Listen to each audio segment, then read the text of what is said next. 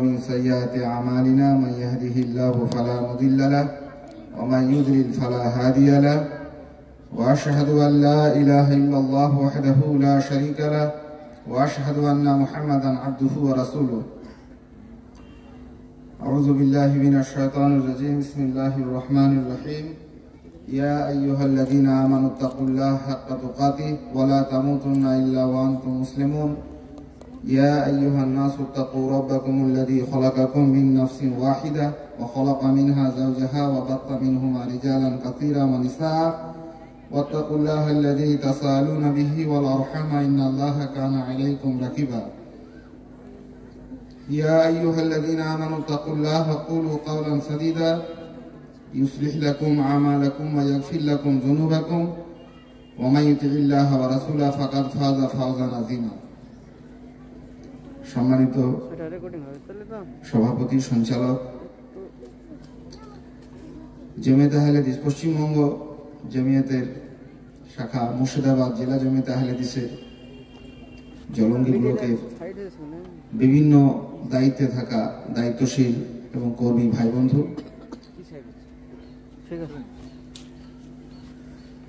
আন্তরিকভাবে আপনাদেরকে অনেক অনেক শুভেচ্ছা অভিনন্দন। অনেক পরিশ্রম করে জলঙ্গি ব্লকের এই প্রোগ্রাম আল্লাহ আমাদের চেয়েছেন, আমাদের প্রচেষ্টাকে কবুল করেছেন। এই জন্য আমরা বিশেষ করে তার হামদ, তার শুকরিয়ার জ্ঞাতার্থে প্রকাশ করি আলহামদুলিল্লাহ। অনেক অনেক দরুদ সালাম বিবর্ষিত হোক নবী মুহাম্মদ রাসূলুল্লাহ সাল্লাল্লাহু আলাইহি সাল্লামের, যার আদর্শ সুন্নাহকে ভালোবেসে আমাদের এই সাংগঠনিক তৎপরতা কাজকর্ম মানুষের কাছে কোরআন এবং সুন্নাহর ধারাবাহিক আলোচনা এটিকে চালিয়ে যাওয়ার জন্য যার আদর্শ এবং সুন্নাহ আমাদেরকে অনুপ্রাণিত করেছে, সেই নবী মুহাম্মদ রাসূলুল্লাহ সাল্লাল্লাহু আলাইহি সাল্লামের উপর অজস্র দরুদ সালাম বিবর্ষিত হোক। আল্লাহুম্মা সাল্লি আলাইহি আল্লাহুম্মা বারিক আলাইহি। আপনারা শুনে ফেলেছেন, আমাকে একটি বিষয় দেওয়া হয়েছে দিনের নামে, ইসলামের নামে, ধর্মের নামে, যেটাকে আমরা দিন বলি, দিন বলে যেটাকে আমরা গ্রহণ করেছি। আর গ্রহণ করি আর নাই করি, কবরে ঢুকে আমাদেরকে যার মুখোমুখি হতে হবে যে প্রশ্নে। দুনিয়ায় হাজার রকমের নানা রকমের মতবাদ আছে, মতানৈক্য আছে, মতবিরোধ আছে, মত পার্থক্য আছে, ওখানে কিছু নেই। কবরে ঢুকে সিলেবাস একটাই, রবকে, দিন কি, নবী কি। সেই দিন আমরা তো পেয়েছি আলহামদুলিল্লাহ। আমাদের এখানে ভাই বন্ধু এবং পর্দার আড়ালে মায়েরা বোনেরা যারা রয়েছেন, আন্তরিকভাবে হার্দিকভাবে ইমানের দিক থেকে আমরা ইসলামকে দিন বলে গ্রহণ করেছি। আমাকে বিষয় দেওয়া হয়েছে দিনের নামে প্রতারণা। প্রতারণা মানে ঠকানো, প্রবঞ্চনা, একটা জিনিস প্রতিভাত করে আর একটা জিনিস দেওয়া, খেজুর গুড় বিক্রি করে তার সঙ্গে চিনির রস মিশিয়ে দেওয়া, এইসব আর কি। প্রতারণার অনেক রকম ফের আছে, সব প্রতারণা একরকম নয়। প্রথম কথা যেটা বলবো সেটি হচ্ছে এই বিষয়টাকে নিয়ে আমাদের আলোকপাত করার কি উদ্দেশ্য। এতে করে আমরা জামিয়াতের পক্ষ থেকে, সংগঠনের পক্ষ থেকে, ব্যক্তিগত পক্ষ থেকে একজন দিনী ভাই হিসাবে আমরা আপনাদেরকে কি বলতে চাইছি, কি বোঝাতে চাইছি, কোন বিষয়ের প্রতি আকৃষ্ট করতে চাইছি, এটাকে ক্লিয়ার হতে হবে। কেন এরকম একটা বিষয় আমরা আলোচনা করছি? প্রথম কথা হচ্ছে প্রতারণার অনেক রকমের রকম ফের আছে, সব প্রতারণা একরকম নয়। কিছু প্রতারণা আছে সাময়িক, খুব স্থানিক, অল্প সময়ের জন্য, সেসব প্রতারণায় আমরা ক্ষতিগ্রস্ত হই। দুনিয়ায় প্রতিটি মানুষই আমরা কম বেশি প্রতিনিয়ত কোথাও না কোথাও প্রতারিত হচ্ছেই না, শুধু প্রতারণা করেও যাচ্ছে। খাবারে, পোশাকে, চালচলনে, ব্যবসায় বাণিজ্যে, শিক্ষায়, স্বাস্থ্যে, রাজনীতিতে, সমাজে, ব্যক্তিতে, প্রতিষ্ঠানে নানানভাবে একটা জিনিস নিতে চাইছি, এক জিনিস বলে আমাকে অন্য জিনিস দিচ্ছে। টাটকা মাছ বলে একদম ভিতরে দেখছি কেটে দুর্গন্ধ বের হচ্ছে। ভালো বসে ফ্রাই প্যানে একদম সুন্দর করে ফ্রাই করে দিল কাঠি কাবাব, খোঁজ নিয়ে দেখা যাচ্ছে ও ভাগার থেকে তুলে নিয়ে এসছে। হাজারো রকম প্রতারণায় আমরা প্রতারিত হচ্ছি। সমস্ত প্রতারণা নিয়ে আমরা সব কথা বলবো আজকের মজলিসে, তা নয়। সার্বিক প্রতারণা, সর্বোচ্চ প্রতারণা, ভয়ঙ্কর এবং সর্বাত্মক আমাদের আমাদের জন্য ক্ষতিকর প্রতারণা, যে প্রতারণায় আমরা প্রতারিত হলে আমাদের সবটাই বেকার হয়ে যাবে, কোনো কিছু লাভ হবে না। দুনিয়াতে খেজুর গুড়ের নাম করে যদি এখানে চিনির রস খেয়ে নেয়, অথবা ডাফ অঞ্চলের বিভিন্ন রকমের খেজুর বলে যদি কেউ রাজস্থানের খেজুর কেউ কাউকে দিয়ে দিচ্ছে, তো ওটা ক্ষতিকারক, ওটা ন্যায় ন্যায্য নয়। কিন্তু ওতে করে এমন কিছু দুনিয়া অশুদ্ধ হয়ে যাবে না, জীবনেও এমন কিছু বড় ক্ষতি হবে না। ক্ষতি যেটা হবে যে প্রতারণায়, সে প্রতারণাটা হচ্ছে আমাদের যে মূল মাকসাদ, আমাদের মানুষের জীবনের যে মূল লক্ষ্য, আমাদের যে মূল উদ্দেশ্য, আমাদের নির্দিষ্ট গন্তব্যে ফিরে যাওয়া। আল্লাহ আমাদেরকে উপদেশ দিচ্ছেন, ফামান যুযিয়া আনিন নার ওয়া উদখিলাল জান্নাহ ফাকাদ ফাজ। মানুষের জীবনের সার্বিক সফলতা হচ্ছে জান্নাত যাওয়া, জাহান্নামের আগুন থেকে পরিত্রাণ পাওয়া। এটা মানুষের চিরস্থায়ী, মানুষের চিরন্তন, মানুষের চিরকালীন একটা আকাঙ্ক্ষা। এর কারণ আবার অনেক বড়। মানুষ আসলে জান্নাত থেকে আসা একটি প্রাণী। মানুষের আদি পুরুষ, আমাদের আদি পিতা, আমাদের বাপ আদম আলাইহিস সালাতু ওয়াস সালাম জান্নাত থেকে এসেছিলেন, জাহান্নাম থেকে উঠে আসেনি। সেই জন্য জান্নাত যাওয়ার একটা প্রবণতা, জান্নাত যাওয়ার একটা ঝোঁক, জান্নাত যাওয়ার একটা টেন্ডেন্সি মানব মনের মধ্যেই আছে। সেই পথে যদি আমরা প্রতারিত হই, স্বাভাবিকভাবে মানুষ জান্নাতে যেতে চায়। হাজার রকমের পাপে পাপিষ্ট, অসৎ কাজকর্মে একবারে জর্জরিত কুলাঙ্গারও তাকে জিজ্ঞাসা করলে সে যেতে চায় জান্নাতে, কিন্তু হাঁটতে চায় না। হাঁটতে কিন্তু চায় না নয়, হাঁটতে বহু ক্ষেত্রে পারে না। কেন? প্রতারিত হয়, দিনের নামে প্রতারিত হয়ে। আমরা দিন গ্রহণ করব, নিজেরা চাই, দিনদার মানুষের সঙ্গে মিশতে চাই, দিনদার মানুষকে দেখলে আমরা সম্মান করি, দিনের নামে ইসলামের নামে কোনো কিছু শুনলে আমরা কান দিয়ে, যাই হোক কম বেশি আলহামদুলিল্লাহ শুনি। আর দিনের নামে কিছু পয়সা ব্যয় করলে, দুনিয়াতে বহু জায়গাতে আছে, কই মানুষ দিনের নামে কিছু পয়সা ব্যয় করে কি তৃপ্তি বোধ করে? কেন? ভালো কাজ করলাম, আমার ওই রাস্তাটা একটু ক্লিয়ার হবে।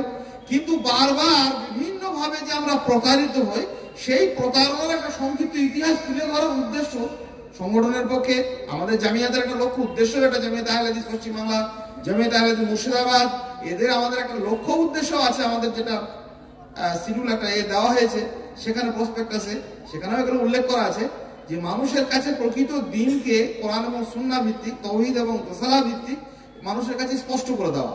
আমরা যেন প্রতারিত না হই, আমাদের মূল গন্তব্য থেকে, গন্তব্যগামী যে রাস্তাটা, সেটা থেকে আমরা যেন বিচ্যুত না হই। যত সময় যাচ্ছে, যত দিন যাচ্ছে, প্রতারণার মাত্রা বাড়ছে, হয়তো বাড়বে, আল্লাহ না করুক। আমরা সবসময় সতর্ক থাকবো, সজাগ থাকবো প্রকৃত ইসলামের উপরেই। কারণ আল্লাহ সুবহানাহু ওয়া তাআলা দিন হিসাবে যে কবরে আমাদেরকে প্রশ্নের সম্মুখীন করবেন, সেই প্রশ্নে আমাদের সঠিক উত্তর দিতে হবে, নইলে প্রথম গেটে আমরা একদম ব্যর্থ হয়ে যাব। আর সেই দিন সম্পর্কে আল্লাহ নিজেই বলছেন, ইন্না দীনা ইনদাল্লাহিল ইসলাম। আল্লাহর কাছে মনোনীত দিন হচ্ছে ইসলাম। আল্লাহ সুবহানাহু ওয়া তাআলার কাছে দিন মানে ইসলাম। আর ওমা ইয়াবতাগি গায়রাল ইসলামি দীনা, ইসলাম বাদ দিয়ে যদি অন্য কেউ দিন অনুসন্ধান করে, অন্য কেউ দিন মনে করে, ফালাই ইউকবালা মিনহু, কিছুই না। আপনি সারা জীবনে বহু কাজকর্ম করেছেন, বহু ইবাদত মনে করে অনেক কিছু করেছি, বহু জায়গাতে পয়সা ব্যয় করেছি, বহু জায়গাতে মাথা ঠুকেছি, জালসা জৌলুস ওয়াজ নসিহত, ইসলামকে দিন হিসাবে যদি গ্রহণ না করতে পেরেছি, ভালো না বাঁচতে পেরেছি, তাহলে কিছুই গ্রহণযোগ্য হবে না। ওয়া ফিল আখিরাতি মিনাল খাসিরিন, এবং আখিরাতে সে সম্পূর্ণভাবে ক্ষতিগ্রস্ত। এই ক্ষতি থেকে সার্বিকভাবে বাঁচতে আমরা চাইছি না, নয় চাইছি, প্রতারিত হচ্ছে, বারবার ঠকে যাচ্ছে। কতবার এলো, কত না দস্যু, কত না বার ঠগে ঠগে হলো আমাদের কত গ্রাম উজাড়। দিন মনে করে, আত্মরক্ষার উপায় মনে করে মানুষ বারবার যেটাতে হাত বাড়াতে চায়, বলবো খুলে খুলে দু চারটে, দেখবেন সেটা আত্মরক্ষা না, সেটা আত্মহত্যার উপকরণ। মানুষ বাঁচার জন্য যেটাকে হাতিয়ার করেছে, বাঁচার জন্য যেটাকে জড়িয়ে ধরেছে, এটা দিন, এটা কোরআন, এটা সুন্নাহ, এটা ভালো নেকি হবে, এটা খুব ভালো কাজ, এটা ভালো লোক। অধিকাংশ সময়ে মানুষ ভালো মনে করে যেটাকে জড়াতে গেছে, বাঁচার জন্য যেটাকে আঁকড়ে ধরেছে, সেটা হচ্ছে ওর মরণের উপাদান। আত্মরক্ষার জন্য মানুষ যেটাকে অবলম্বন করতে গেছে, বারবার প্রতারিত হয়েছে, আত্মহননের সেটা ষড়যন্ত্র। এ থেকে কিভাবে আমরা বাঁচবো? আমরাও কিভাবে বাঁচবো? আমি নিজে কি করে বাঁচবো, আমার আল্লাহ কি করে বাঁচবে? সাহিত্য বললেন দাওয়াত তাবলীগের কথা। প্রথম কথা, নিজে বাঁচতে হবে, নিজের দুটি চরণ ঢাকতে হবে, ধরণী আর ঢাকিতে নাহি হবে। কারণ আমরা অনেক সময় প্রতারণার হাত থেকে নয়, শুধু নানান ভাবে দাওয়াত তাবলীগের কাজ করতে যাই নানান লোকের মাঝে, আর নিজের ঘর বাড়ি আলাহাল পড়ে থাকে। এটি সম্পর্কে সবিস্তার আলোচনা হয়েছে। আমরা আজকের এই প্রেক্ষাপটে এই সময় আলোচনা করব যে সত্যই প্রতারণার ইতিহাসটা কি, শুরু হলো কবে থেকে। ওইখানে শুরু হয়েছে ওপরে, যেখান থেকে মানুষ এসেছিল, আদম আলাইহিস সালাতু ওয়াস তাসলিম, সেইখানে শুরু হয়েছে। আর পৃথিবীর সর্বপ্রথম এবং সর্বোচ্চ সর্বাত্মক প্রতারক হচ্ছে ইবলিশ, শয়তান। প্রথম প্রতারণার কথাটা মনে রাখলে আপনি বুঝতে পারবেন যে প্রতারণার ধরনটা পৃথিবীতে কেমন হয়। ঠকানো, মুখ আর মুখোশের একটা আড়াল। একটা জিনিস দেবো বলে আর একটা জিনিস দিচ্ছি, নেকির কাজ বলে আমি তাকে পাপে ঢুকিয়ে দিচ্ছি, ভালো বলে তাকে আমি মন্দের দিকে প্রতিহত করছি, মন্দের দিকে আমি তাকে ঠেলে দিচ্ছি, এটা তোমার জন্য কল্যাণ করবো বলে তাকে অকল্যাণে তাকে ঠেলে দিচ্ছি। এর রাস্তাটাই ইতিহাসটা প্রথম শুরু করলো ইবলিশ, শয়তান। কার সঙ্গে? আমাদের ওই বাপের সঙ্গে, আদম আলাইহিস সালামের সঙ্গে। প্রতারণার দরকার কেন হয় মানুষকে ঠকানো? মানুষকে স্বাভাবিকভাবে যদি কেউ বলে যে আমার এখানে চিনির রস পাওয়া যাচ্ছে 80 টাকা কিলো, কেউ কিনবে? কিন্তু খানিকটা কেমিক্যাল দিয়ে, খানিকটা গন্ধ দিয়ে, খানিকটা খেজুর রস মিশিয়ে যদি বিক্রি করা হয় যেটা খেজুর গুড়, তাহলে কিনবে। প্রতারণার ধরনটা বুঝতে পারছেন? সহজেই বুঝতে পারবেন। সহজে বললে তোকে বিশ্বাস করবে না, সহজে বললে তো কেউ মানুষ প্রতারিত হবে না, তাহলে প্রতারণা থাকবেই না। ইবলিশ, শয়তান দেখলো আল্লাহর অবাধ্যতা, আল্লাহ কোনো নির্দেশ দিয়েছেন সেটাকে অমান্য করার জন্য যদি আদমকে বলা হয় যে আদম, আল্লাহ নির্দেশ আবার কি মানবে? আল্লাহ যা বলবে তাই শুনতে হবে, এটা কি ভালো কথা নেই? তুমি তোমার মতো থাকো, আল্লাহ আল্লাহর মতো থাকুন, আমি আমার মতো থাকি। এই ধরনের নাপাক কথা যদি ইবলিশ বলতো তা আদম আলাইহিস সালাম তো শুনতেন না। সেই জন্য যে জিনিসটা তিনি উদ্ভাবন করলো, ইবলিশ শয়তানের রাজিম, শয়তানের মুলিম, সেটার নাম হচ্ছে প্রতারণা। কি করলো? এইটুকু মনে রাখলে আপনি বুঝতে পারবেন প্রতারণার ধর্মগুলো আজও পৃথিবী জুড়ে, আমাদের সমাজ জুড়ে, দেশ জুড়ে, রাজ্য জুড়ে, মুর্শিদাবাদ, মালদা, বীরভূম, বর্ধমান জুড়ে একই সেই ট্রেডিশন সমানে চলেছে, কোনো পরিবর্তন নেই। কি? যে কোনো অন্যায়ের দিকে মানুষকে ঠেলে দেওয়ার জন্য, মানুষকে কোনো অন্যায় করানোর জন্য একটা প্রতারণার আড়াল নিতে হয়, নাহলে মানুষ সরাসরি ওইভাবে অন্যায়গুলো করতে পারে না, কিছু একটা তাকে সাজাতে হয়। ইবলিশ, শয়তান দেখলো যে জান্নাতে বেশ আরামেই রয়েছে আদম, এবং আদম খুব সম্মানের সঙ্গে রয়েছে। তা আদমের কাছে গেল, নিয়ে কি করলো? মনে মনে কুমন্ত্রণা দিল। এটা হচ্ছে শয়তানের প্রতারণা, ঠকানোর প্রথম ভিত্তি। আপনার হৃদয়ে গিয়ে ঢুকে যাবে, শিরায় শিরায় ঢুকবে, নিয়ে একটা কুমন্ত্রণা দিবে। কে বলছেন কথা? আল্লাহ বলছেন, ওয়াসওয়াসা ইলাইহি শয়তান, শয়তান থেকে কুমন্ত্রণা দিল। কি বললো? যে আল্লাহকে মানিস না, আল্লাহকে শুনি না, এরকম নয়। ইয়া আদম, হে আদম, খুব মোলায়েম সুরে, হাল আদুল্লুকা আলা শাজারাতিল খুলদ ওয়া মুলকিন লা ইয়াবলা। এ আদম, তোমাকে একটা গাছের কথা বলবো, চিরঞ্জীব গাছ, এমন একটা গাছের কথা বলবো, সেই গাছ খেলে তুমি সারা জীবন বেঁচে থাকবে, অনন্তকাল তুমি এখানে পৃথিবীতে জান্নাতে স্থায়িত্ব জীবন লাভ করবে। সঞ্জীবনী একটা বৃক্ষের সন্ধান তোমাকে দেব, ওয়া মুলকিন লা ইয়াবলা, আর একটা অক্ষয় রাজত্বের কথা বলে দেবো। এই রাজত্ব তোমার চিরকাল, কেউ নিতে পারবে না। ওই গাছটা খেলেই, ওই গাছটার কাছে গেলেই, ওই গাছটা ভক্ষণ করে তুমি পাবে এগুলো। নিছক প্রতারণা ছিল, আসলে তা নয়, ব্যাপারটা ছিল তো উল্টো। যেটাকে আদম আলাইহিস সালাম ভেবেছিলেন যে আদম আলাইহিস সালাম তো আর চাননি যে জান্নাত থেকে বেরিয়ে যাবো, ব্যাপারটা তো তা নয়। ব্যাপারটা হচ্ছে সম্পূর্ণ ইবলিশ কি করলো? প্রতারণা করলো। শুরু হলো প্রতারণা। আল্লাহ সুবহানাহু ওয়া তাআলা যে ঘটনা করলো, আল্লাহ সুবহানাহু ওয়া তাআলা আদম আলাইহিস সালামকে জান্নাত থেকে পাঠিয়ে দিলেন। যেহেতু আদম আলাইহিস সালাম ক্ষমা চেয়েছেন, আদম আলাইহিস সালাম আল্লাহর অনুগত বান্দা, আদম আলাইহিস সালাম আল্লাহর প্রিয় সৃষ্টি, আর ইবলিশ শয়তান তো ফখর করলো, তাকাব্বুরি করলো, তার তো ক্ষমা চাওয়ার কোনো কথাই নেই। ইবলিশ শয়তানকে আল্লাহ পাক রব্বুল আলামিন জান্নাত থেকে চিরকালের জন্য বের করে দিলেন। দুজনের আশাটা দু রকম, আদম আলাইহিস সালামকে পাঠালেন আর ইবলিশ শয়তানকে চিরকালের জন্য বের করে দিলেন। বলেন না মিনাস সাগিরিন, তুই নোংরা, মুলিম, রাজিম, এসব বলে বের করে দিলেন। ইবলিশ শয়তান এলো পৃথিবীতে, মনের মধ্যে একটা সুপ্ত বাসনা রইল। আদম আলাইহিস সালামকে আল্লাহ পাক রব্বুল আলামিন বলে দিলেন, ফাইম্মা ইয়াতিয়ান্নাকা মিন্নি, তুমি যাও, তোমার সঙ্গে সঙ্গে আমার যাচ্ছে হুদা, হিদায়াত যাবে, কোরআন সুন্নাহ যাবে, কিতাব যাবে, পথ নির্দেশিকা যাবে, ফামান তাবিয়া হুদাইয়া। আর যখন যে তোমাদের মধ্যে আমার এই হিদায়াতকে অনুসরণ করবে, ফালা খাউফুন আলাইহিম ওয়া লা হুম ইয়াহজানুন, তার ভয়ও থাকবে না, দুঃখও থাকবে না। আদম আলাইহিস সালাম এসে খুব ভয় পেয়ে গেছিলেন, বেদনায় একদম জরাজীর্ণ হয়ে যাচ্ছেন। এত দুঃখ কোথায় রাখবে? দুঃখটা কিসের? চাকরি চলে গেলে কি দুঃখ, কেমন দুঃখ হয়? একটা ভালো চলতি দোকান যদি বন্ধ হয়ে যায় কেমন দুঃখ হয়? আর গোটা জান্নাতটাকে ফেলে দিয়ে পালিয়ে এসেছেন আদম আলাইহিস সালাম, আমাদের সেই বাপ কত বেদনা মনের ভিতরে পোষণ করছেন। কি ছিল সেখানে, আর এখানে কি? কিছুই নাই। চারিদিকে বন জঙ্গল, পাহাড়, নদী, সব খেটে খেতে হবে, অসুখ বিসুখ, মল মূত্র, কি কত কষ্টের। এই দুনিয়াতে কষ্টের শেষ হয়ে যায়, জান্নাতে কষ্ট বলে কিছুই নেই। তো আদম আলাইহিস সালাম এত বড় জান্নাতকে ফেলে এসেছেন, এই তো বেদনা আর দুঃখের তো সীমাহীন। তখন আল্লাহ বললেন যে দেখো, দুঃখটুকু কিছু তেমন নেই, আমার হেদায়েত যাবে তোমার সঙ্গে। ইবলিশও শুনলো, ইবলিশও দেখলো যে হেদায়েত আসছে, এই হেদায়েতের পথ ধরে আদমের ছেলেরা আবার জান্নাতে চলে যাবে, তাহলে আমাকে আবার কাজ করতে হবে। কি কাজ? সে কাজ হচ্ছে প্রতারণার কাজ। ইবলিশ নিজেই বলেছিল এই কথা, ফাবিমা ওয়াইতানি লা কুদান্না লাহুম সিরাতাকাল মুস্তাকিম সুম্মা লাতিয়ান্নাহুম মিন বাইনি আইদিহিম ওয়া মিন খালফিহিম ওয়া আন আইমানিহিম ওয়া আন শামাইলিহিম ওয়া লা তাজিদু আকতারাহুম শাকিরিন। হে আল্লাহ, শয়তানের এবং প্রতারকদের ভঙ্গি দেখুন। শয়তান বলছে, আল্লাহ আমি যেমন করে পথভ্রষ্ট হয়েছি, বিপদগামী হয়েছি, ঠিক তেমনি করে তোমার ওই আদমকে, আদমের সন্তানদেরকে কি করব? সিরাতাকাল মুস্তাকিম, তুমি যে ওদেরকে রাস্তা দেখিয়েছো সঠিক রাস্তা, সিরাতে মুস্তাকিমের কথা আমার সাহেব বলছিলেন, আমাদের সংগঠনের জেলার আমির, সেই সঠিক রাস্তা থেকে তাদেরকে আমি পথভ্রষ্ট করবো, ওত পেতে ঘাঁটি বেঁধে বসে থাকবো, তাদেরকে চলতে দেবো না, তাদেরকে ঠকাবো, প্রতারণা করব। কোন দিক থেকে? আইমানিহীন, তাদের সম্মুখ থেকে, তাদের ডান দিক থেকে, তাদের বাম দিক থেকে, তাদের সম্মুখ থেকে, তাদের পিছন থেকে, চতুর্দিক থেকে তাকে আমি ঘিরে ধরবো। ওয়ালা তাজিদু আকতারাহুম শাকিরিন। আর তুমি তাদেরকে অধিকাংশকে তুমি কৃতজ্ঞতা পরায়ণ বান্দা হিসেবে পাবে না।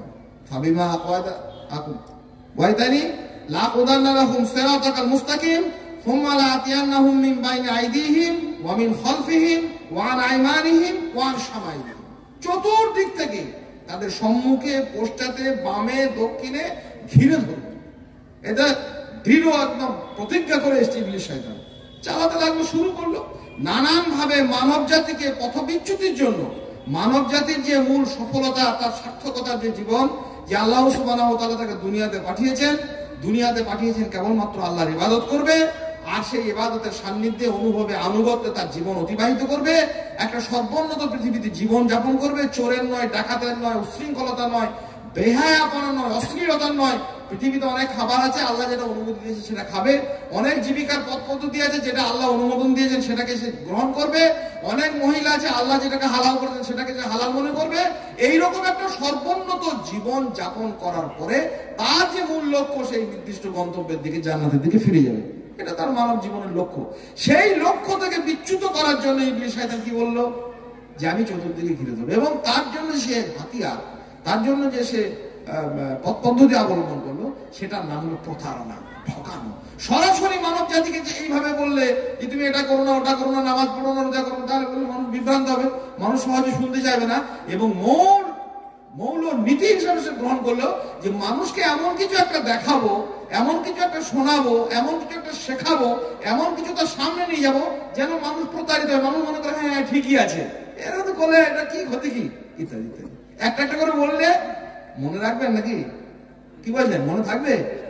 এক নম্বর, স্রষ্টার ব্যাপারে প্রথমেই গলত করে দিতে হবে।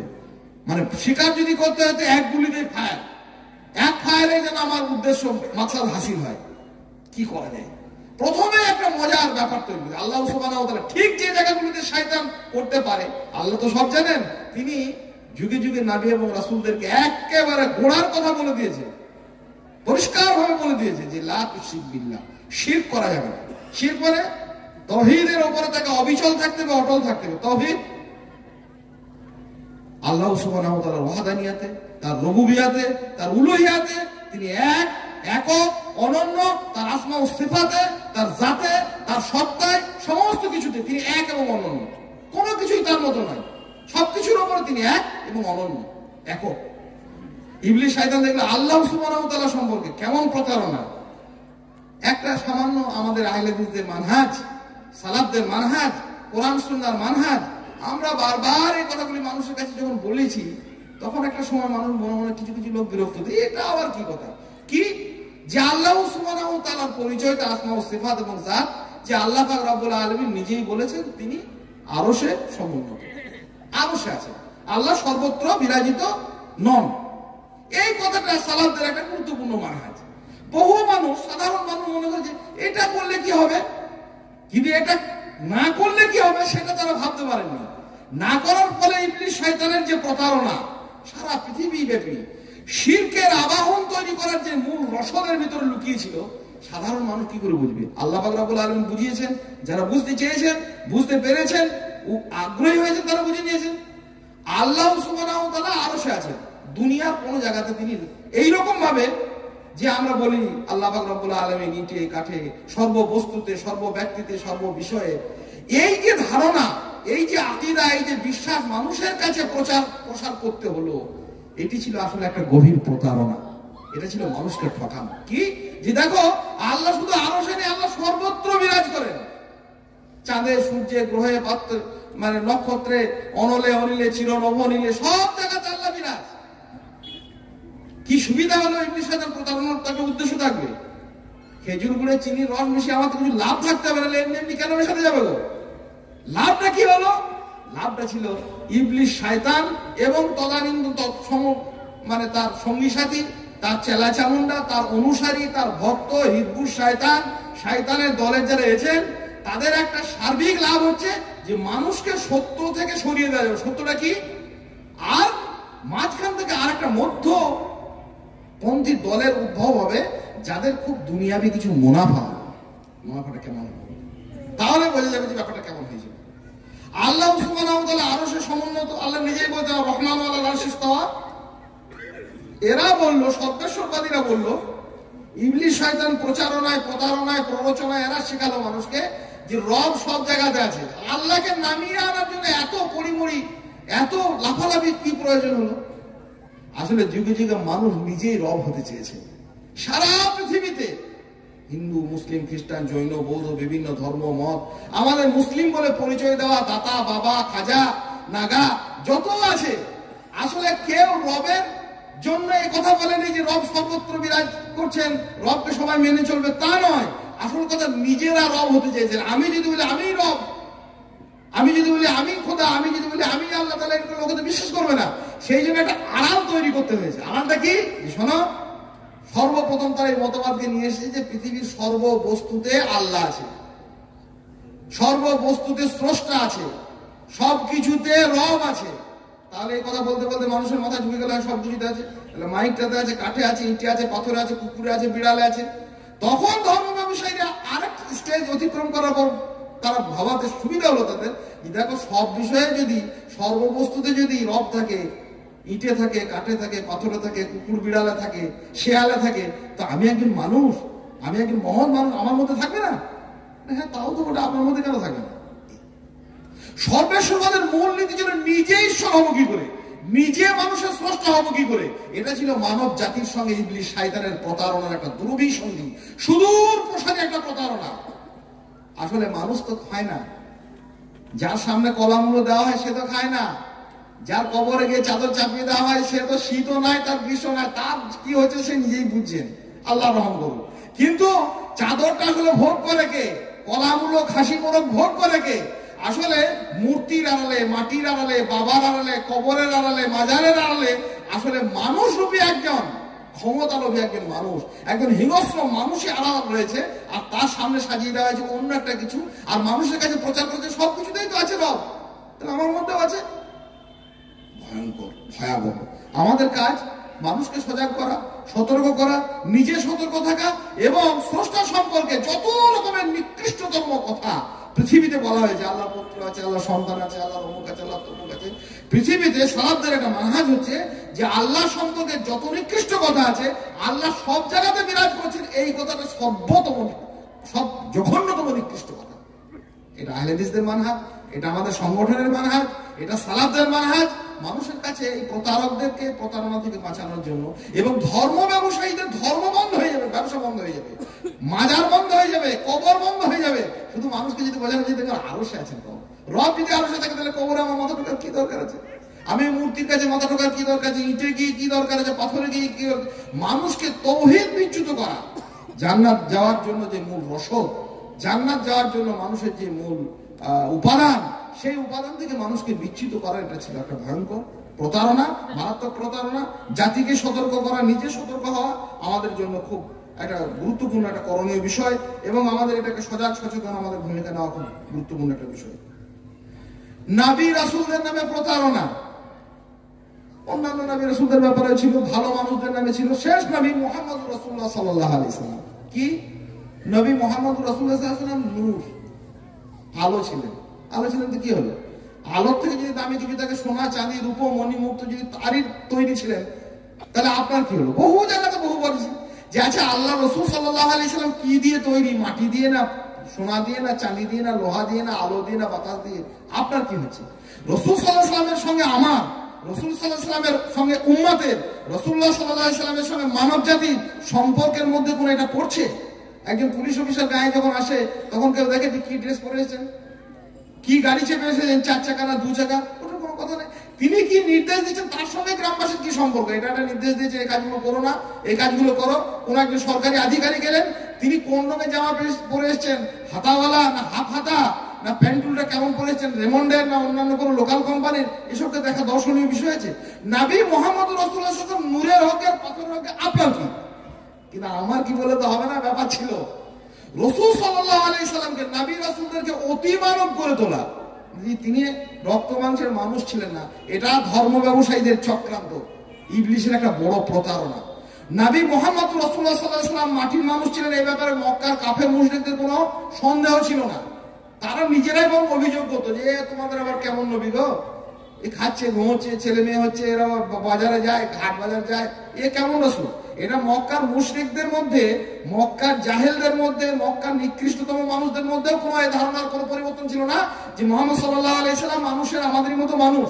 এটা সম্পর্কে সবাই একমত ছিল, এবং এর পিছনে কারণ ছিল। তারা তাকে ছাগল চড়াতে দেখেছেন, উটের ভুঁড়ি চাপিয়ে দেওয়া হয়েছে, নূর যদি হবে তো এরকম হয়, উটের ভুঁড়ি চাপিয়ে দেওয়া হচ্ছে, ওদের যুদ্ধে মাথায় সিংহা ঢুকছে, গল গল করে রক্ত প্রবাহিত হচ্ছে, রোবাই দাঁত ঝরে পড়ছে, নির্মম অত্যাচারে তাইফের প্রান্তের সারা শরীর রক্ত রঞ্জিত হচ্ছে। কিন্তু মানুষ, আমরা যেমন করে কষ্ট পাই, দুঃখ পাই, বেদনা পাই, কিন্তু মানুষ আমাদের মতো। তাহলে মানুষ হিসাবে তাদের কোনো ধারণা বিচ্যুত ছিল না। দুটো প্রতারণা কিন্তু মারাত্মক। এক, স্রষ্টা সম্পর্কে ধারণা দিয়েছে মানুষকে গোটা মানব জাতিকে প্রতারণার জন্য, আর রাসূল সম্পর্কে একটা প্রতারণার ধারণা কি, নবী সাল্লাল্লাহু আলাইহি ওয়াসাল্লাম আমাদের মতো মানুষ নন, তিনি নূর, তিনি আরো কিছু, আরো বাকি ধারণা। কারণ কি, রাসূলকে রাসূলের জায়গাতে, মানুষের জায়গাতে রাখলে খুব বিপদ। ধর্ম ব্যবসায়ীরা হুজুররা খাবে কি করে?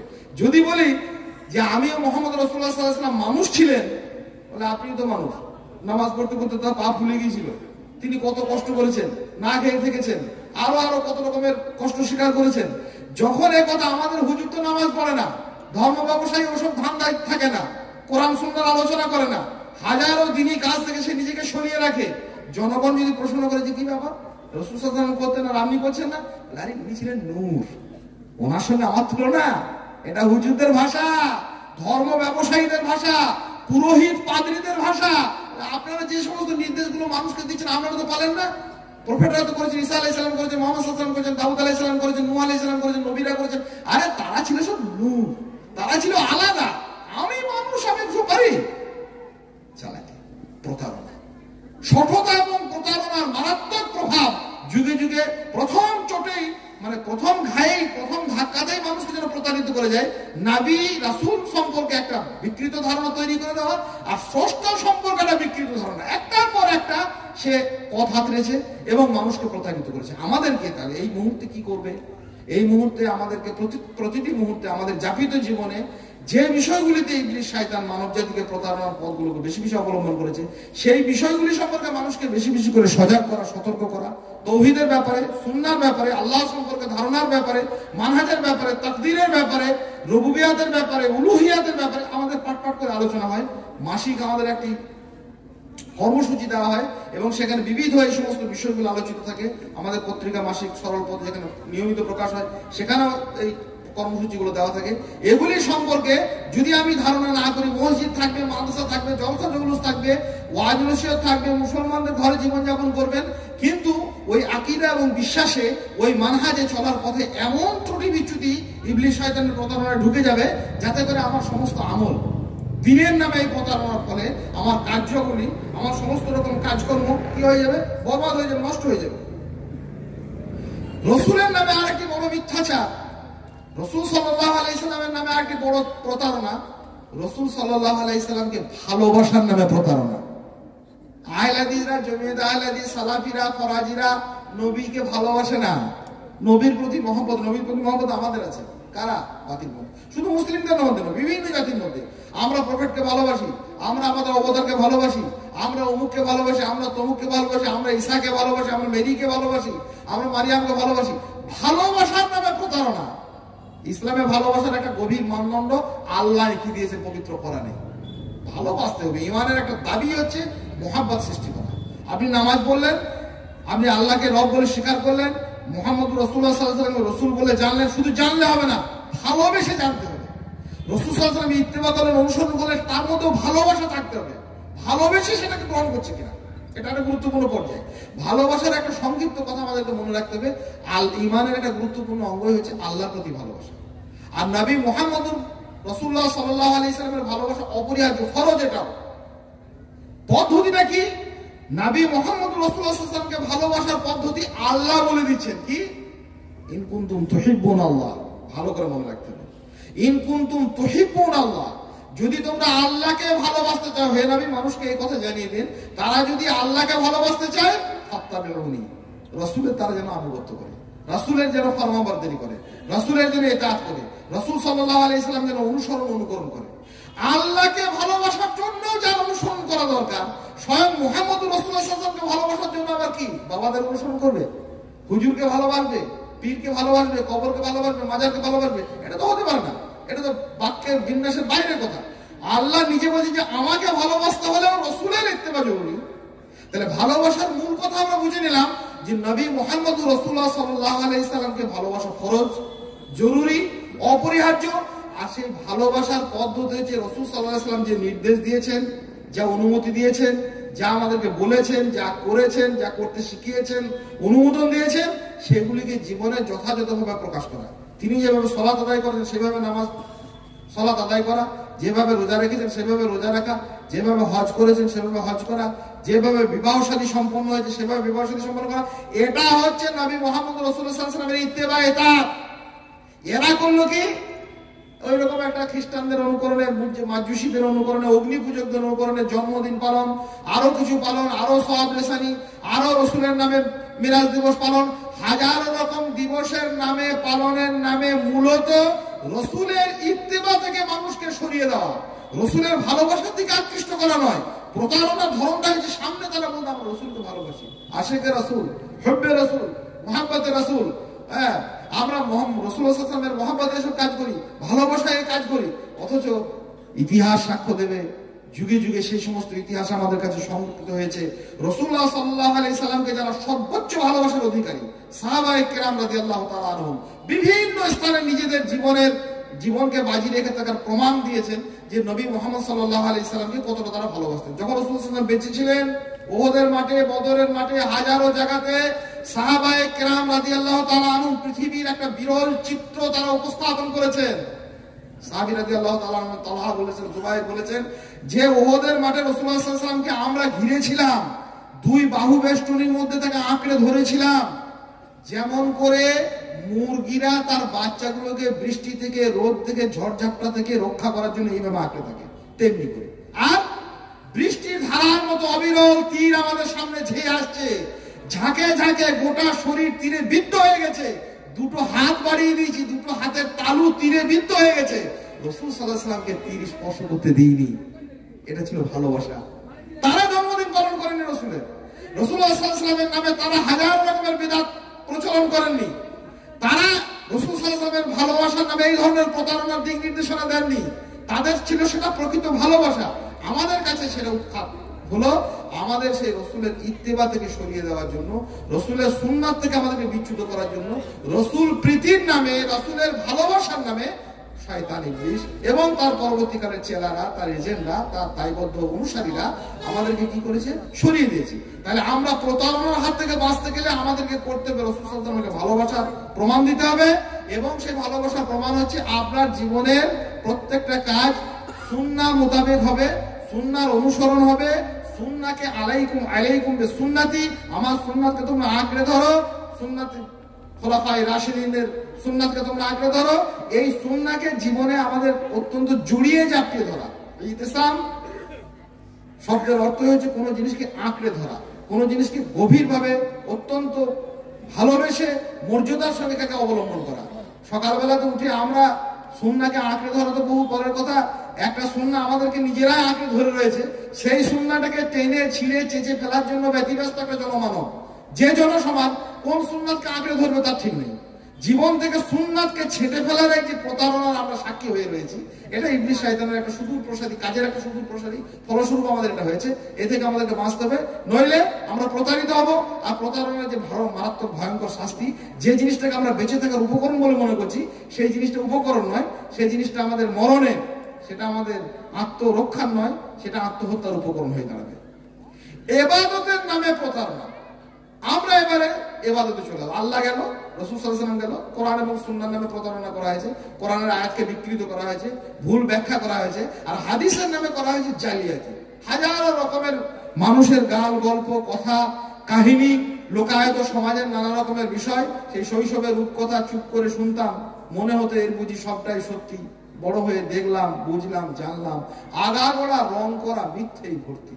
চাঁদের বুড়ির মতো কল্প কাহিনী, গল্প কথা, যার সঙ্গে ইসলামের কোরআন শোনার কোনো সম্পর্ক ছিল না, সেগুলিকেও মানুষ গল্পের আকারে অত্যন্ত সুখশ্রাব্য করে মানুষের কাছে ঢুকিয়ে দিয়েছে। এটা একটা প্রতারণা।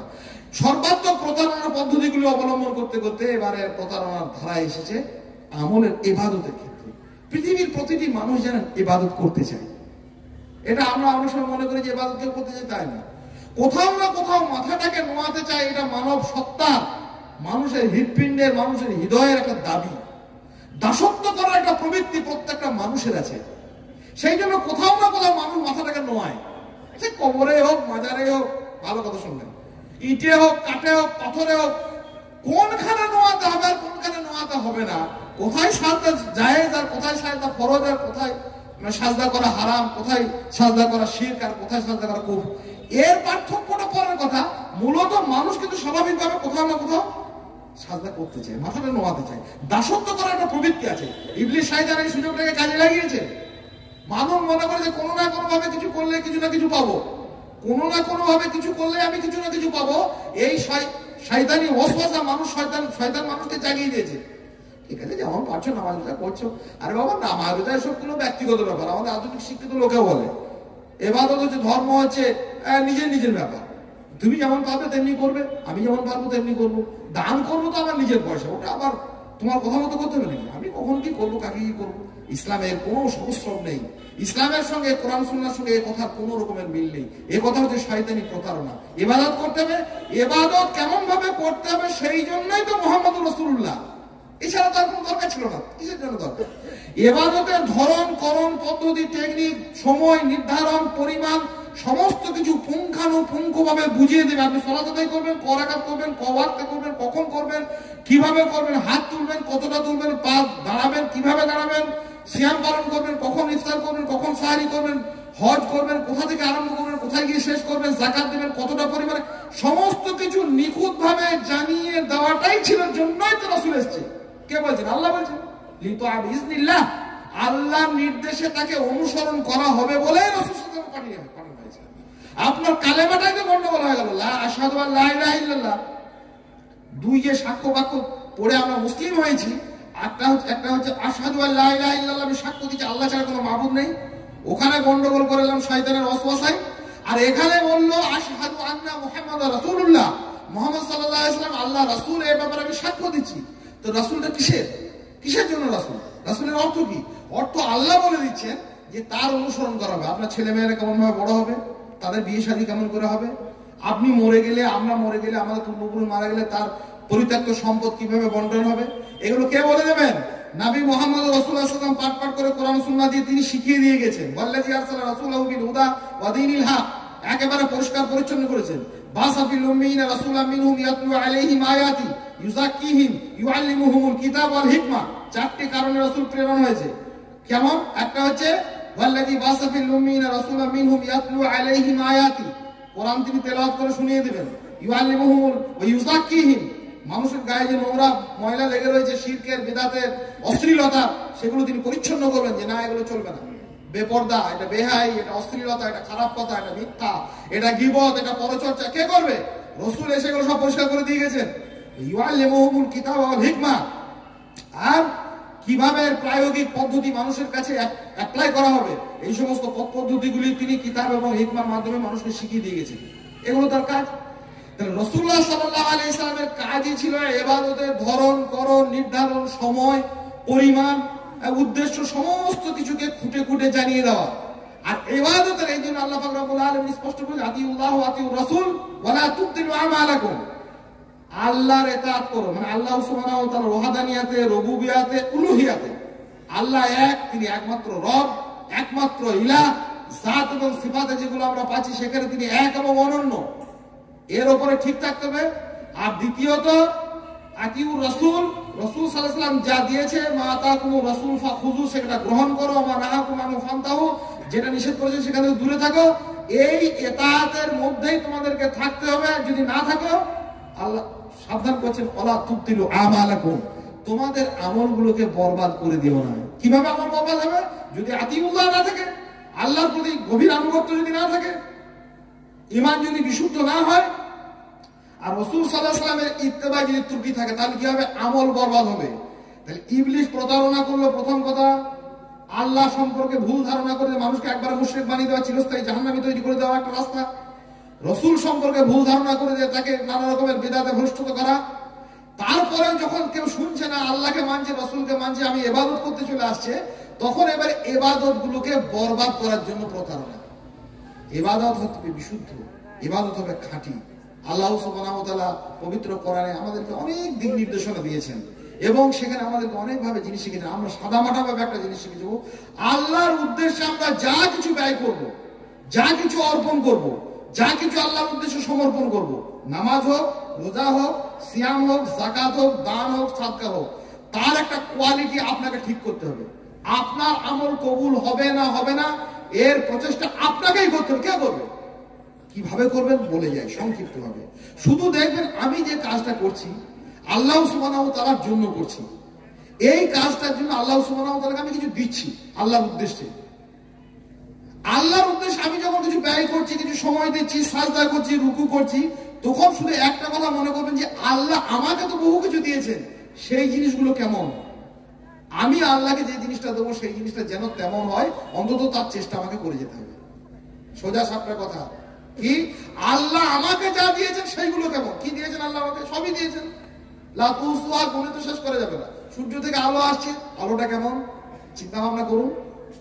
যদি আমাদের সাধ্য থাকে, জ্ঞান বিজ্ঞানের নানান শাখায় যারা পড়াশোনা করছেন জিজ্ঞাসা করুন, পৃথিবীতে সূর্য থেকে যে আলোটা আসে তার মধ্যে হাজারো দূষিত কণা থাকে। সেই দূষিত কণাগুলো অ্যাটমসফিয়ারের, বায়ু স্তরের নানান স্তরে শোষিত হয়। আর মানুষের কাছে যে আলোটা নেমে আসে সেটা হচ্ছে একেবারে দূষণ মুক্ত, ত্রুটি মুক্ত, গানি মুক্ত, কলুষতা মুক্ত, বিষ মুক্ত, নির্মল আলো, বিশুদ্ধ আলো। পৃথিবীতে অনেক রকমের পানি আছে। আল্লাহ মানুষের বাঁচিয়ে জীবন ধারণের জন্য যে পানি আসমান থেকে দেন, আনজালা মিনাস সামাই মান তাহুরা, পবিত্র পানি। সে পানির মধ্যে আয়রন থাকে না, সে পানির মধ্যে আর্সেনিক থাকে না, সে পানির মধ্যে দূষণ থাকে না, সে পানির মধ্যে কোন রকমের দুর্গন্ধ থাকে না, একেবারে নির্মল আর বিশুদ্ধ।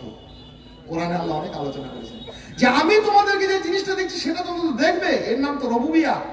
আল্লাহ আমাকে পরিচর্যার জন্য, আমাকে প্রতিপালনের জন্য, আল্লাহ এই মানব সম্বন্ধ আমার মতো একটা তুচ্ছ মানুষের লালন পালনের জন্য যে ব্যবস্থাপনাগুলো করেছেন সেগুলো কেমন ভেবে দেখেননি? পবিত্র কোরআনে আল্লাহ দুটি খাবারের নাম করেছেন, অনেক খাবারের নাম করেছেন, বিশেষ করে দুটি খাবার, যে খাবার দুটি পৃথিবীর সর্বযুগে, সর্বকালে, মানব ইতিহাসের সমস্ত যুগে যে খাবার দুটি সমাদৃত ছিল, পরিচিত ছিল। অনেক খাবার দুনিয়াতে এখন ঘরে, সব খাবার সব যুগে ছিল না, কিন্তু এমন দুটি খাবার আল্লাহ পাক রব্বুল আলামিন পরপর উল্লেখ করছেন যে খাবার দুটি পৃথিবীর সর্বযুগে ছিল। এবং খাবার দুটি শুধু খাবার নয়, খাবার দুটি খাবার, খাদ্য, ওষুধ, খাবার দুটি পানীয়, খাবার দুটি পথ্য। একটির নাম হচ্ছে দুধ, আর একটির নাম মধু। আল্লাহ পরপর আলোচনা করছেন, কি বলছেন জানেন? ইন্না লাকুম ফিল আনআমি লাইবরা, শোনো, চতুষ্পদ প্রাণীর ভিতরে অনেক শিক্ষণীয় বিষয় রেখেছি। কি শিক্ষণীয় বিষয়? নুসকিকুম মিম্মা ফি বুতুনি, তাদের পেট থেকে তোমাদেরকে যে আমরা পান করাই। আল্লাহ বলেন আমি তাদের পেট থেকে নিঃসৃত হয় যে বস্তু, যে পানীয় তোমাদেরকে পান করায়, দেখেছো? মিম বাইনে ফারসি ওয়া দাম, সেই পানীয়টা নিঃসৃত হয়, সেই পানীয়টা শোষিত হয় কিসের মাধ্যমে? রক্ত আর গোবরের নালিকার মধ্য থেকে। ভেবে দেখেছেন?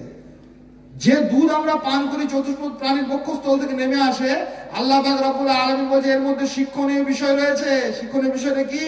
ইন্না লাকুম ফিল আনআমি লাইবরা, নুসকিকুম মিম্মা ফি বুতুনি মিন বাইনি ফালসি ওয়া দাম, রক্ত আর গোবরের মধ্যে থেকে বেরিয়ে আসে দুধ, এমন দুধ সেখানে রক্তের দাগ লাগে না, গোবরের দুর্গন্ধ থাকে না। আশ্চর্য, রক্তের দাগ লাগলেও মানুষ খেত না, গোবরের দুর্গন্ধ পেলেও খেত না। মায়ের দুধের কথা ভাবো, মায়ের পেটের ভিতরে কত না পাখি থাকে, দুর্গন্ধ থাকে, মলমূত্র থাকে, রক্ত থাকে, পুঁজ থাকে, অস্থি। কিন্তু শিশু যখন মায়ের দুধ পান করে যদি রক্ত বেরিয়ে আসতো তাহলে শিশুর ক্ষতি হতো, যদি দুর্গন্ধ হতো তাহলে শিশুরা পান করতো না। আল্লাহ বলছেন রক্ত আর গোবরের মধ্য থেকে নিঃসৃত করি আমি তোমাদের জন্য দুধ, লাবানান খালিসান, বিশুদ্ধ দুধ, পরিশুদ্ধ দুধ, ভেজাল মুক্ত দুধ, দূষণ মুক্ত দুধ, সায়গান লিশারিবিন, পানকারীদের জন্য খুব তৃপ্তিদায়ক, খুব মজা লাগে খেতে, খুব সুস্বাদু। আল্লাহ যে জিনিসটা দিচ্ছেন সেই জিনিসটা কোয়ালিটি কেমন? ওখানে রক্ত আর গোবরের শব্দ উল্লেখ করার কারণই হচ্ছে যে দেখো রক্ত আর গোবরের পর্যাপ্ত উপস্থিতি থাকা সত্ত্বেও আমি কিন্তু রক্তের দাগ লাগতে দিইনি, ওখানে কোনো গোবরের দুর্গন্ধ আমি মিশতে দিইনি। এবার মৌমাছির কাছে চলে যাই। আল্লাহ নিজেই বলছেন আওহা রব্বুকা ইলান নাহাল, আমি মৌমাছিকে নির্দেশ দিলাম আনিত্তাখিযি মিনাল জিবালি বুয়ুতান ওয়া মিনাশ শাজার ওয়া মিম্মা ইয়ারশুন, তাকে বললাম মৌমাছিকে, আল্লাহ বলছেন আমি বলে দিলাম যে সে যেন গাছে পাহাড়ে লোকালয়ে বাসা বাঁধে, তারপরে কি করে সুম্মা কুলি মিন কুল্লি সামারাত, বিভিন্ন ফুল থেকে সে মধু নিয়ে আসে, তারপরে কি করে ফাসলুকি সুবুলা রাব্বিকা যালুলা, তাকে যে রাস্তা দেখিয়েছি সেই রাস্তায় আবার সেই নিজের বাসাতে সেই ফুলের রসগুলোকে নিয়ে সে যেন জমা করে। কি ভাবে জমা করবে? ইয়াখরুজু মিন বুতুনিহা, তার পেট থেকে নিঃসৃত হয়। মুখে ঠোঁটে করে রসটা নিয়ে এসে মৌমাছি যে বাসাতে ঢেলে দেয় ব্যাপারটা তা নয়, সে ওটাকে গিলে নেয়, খেয়ে নেয়, পেটে চলে যায়। ইয়াখরুজু মিন বুতুনিহা, তার পেট থেকে সে নিঃসৃত করে। ভেবেছেন পৃথিবীতে এমন কোন প্রাণী আছে কোন খাবার পর পেট থেকে তা বেরোবে আর সেই জিনিসটা কেউ কোনো মানুষ খাবে? গরু দেখুন, গরু যখন জাবর কাটে কোনো খাবার খাওয়ার পর মুখ থেকে যখন বেরোয় আবার সে দুর্গন্ধ। আর মানুষের পেট থেকে যদি খাবার খাদ্যদ্রব্য আবার বের হয় তাকে আমরা বলি বমি করা, সে দুর্গন্ধ তো বাসের ট্রেনে কেউ করলে তো দাঁড়াতে পারে না। কিন্তু এমন বমি ইয়াখরুজু মিন বুতুনিহা, তার পেট থেকে যা নিঃসৃত হয়, কি নিঃসৃত হয়? শারাবুন মুখতালিফুন আলওয়ানু, বিচিত্র রঙের পানীয়। বমির দুর্গন্ধ নয়, দূষণ নয়, কোন রকমের ত্রুটি বিচ্যুতি নেই। ফিহে শিফাউল লিন-নাস, সেখানে আমি দেখেছি মানব জাতির জন্য কল্যাণ আর কল্যাণ, শুধুই আরোগ্য, শুধুই শেফা। যে আল্লাহ, এখন ভেবে দেখতে হবে আমরা ইবাদত করার আগে না শয়তানের দ্বারা প্রতারিত হব। শয়তান বারবার প্রতারণা করবে, ইবাদতকে বরবাদ করে দেওয়া। মুসলমান মানে ইবাদত করতে চায়, নামাজ পড়তে চায়, রোজা করতে চায়, সব মানুষের ভিতর মুখের ভিতরে আছে ওটা, কিন্তু আমরা নামাজটা হবে না। কেন হবে না? এই ভুলের জন্য। ভুলটা কি? শুধু মনে রাখতে হবে আল্লাহ আমাকে যে জিনিসটা দেন সেই জিনিসটা কেমন। আসমান থেকে রোদ দেন, তার ভিতরে দূষণ নেই। আসমান থেকে পানি দেন, তার ভিতরে শুধু কল্যাণ আর কল্যাণ। গরুর পেট থেকে দুধ দেন, গোবরের দুর্গন্ধ নেই, রক্তের দাগ নেই। মৌমাছির পেট থেকে মধু নিঃসৃত হয়, সেখানে বমির দুর্গন্ধ নেই। আর আমার ইবাদতের দুর্গন্ধের জায়গা নেই। সে তার বেদাত, নাফরমানি আর লৌকিকতা, লোক দেখানো, না হলে আরো কিছু হাজার রকমের হারাম, সুদ, ঘুষ, লটারি, জুয়া, আফিম, হাজার রকমের দুর্গন্ধে আমার ইবাদত যদি পরিপূর্ণ, এটা গ্রহণ হবে কি করে? কেউ নেবে? আল্লাহ সুবহানাহু ওয়া তাআলা মস্তিষ্কটা কি বলছে? কোরআন হাদিস যেটুকুই জানি, এই মাথাটা কি বলছে? যে আল্লাহ পাক রব্বুল আলামিন আমাকে পরিচর্যা করার জন্য, আমার যত্নের জন্য, আমাকে ভালোবেসে এই সৃষ্টির জন্য তিনি যা কিছু দেন তার ভিতরে ভেজাল থাকে না, দূষণ থাকে না, নোংরা থাকে না, আবর্জনা থাকে না। আর আমি আল্লাহকে দিতে গেলাম 5 ওয়াক্ত সালাত, তার জন্য বললাম, সেটা ভেজাল থাকবে? তা দুটো ভেজাল কি? একটা ভেজাল হচ্ছে শিরক, একটা ভেজাল হচ্ছে বেদাত। কোনোভাবে শুধুমাত্র আল্লাহর জন্য হবে, লৌকিকতার জন্য নয়, লোক দেখানোর জন্য নয়, সন্তুষ্ট অন্য কাউকে করার জন্য নয়, আর অন্য কারো উদ্দেশ্যকে সামনে রেখে নয়, শুধুমাত্র আল্লাহর জন্য হবে।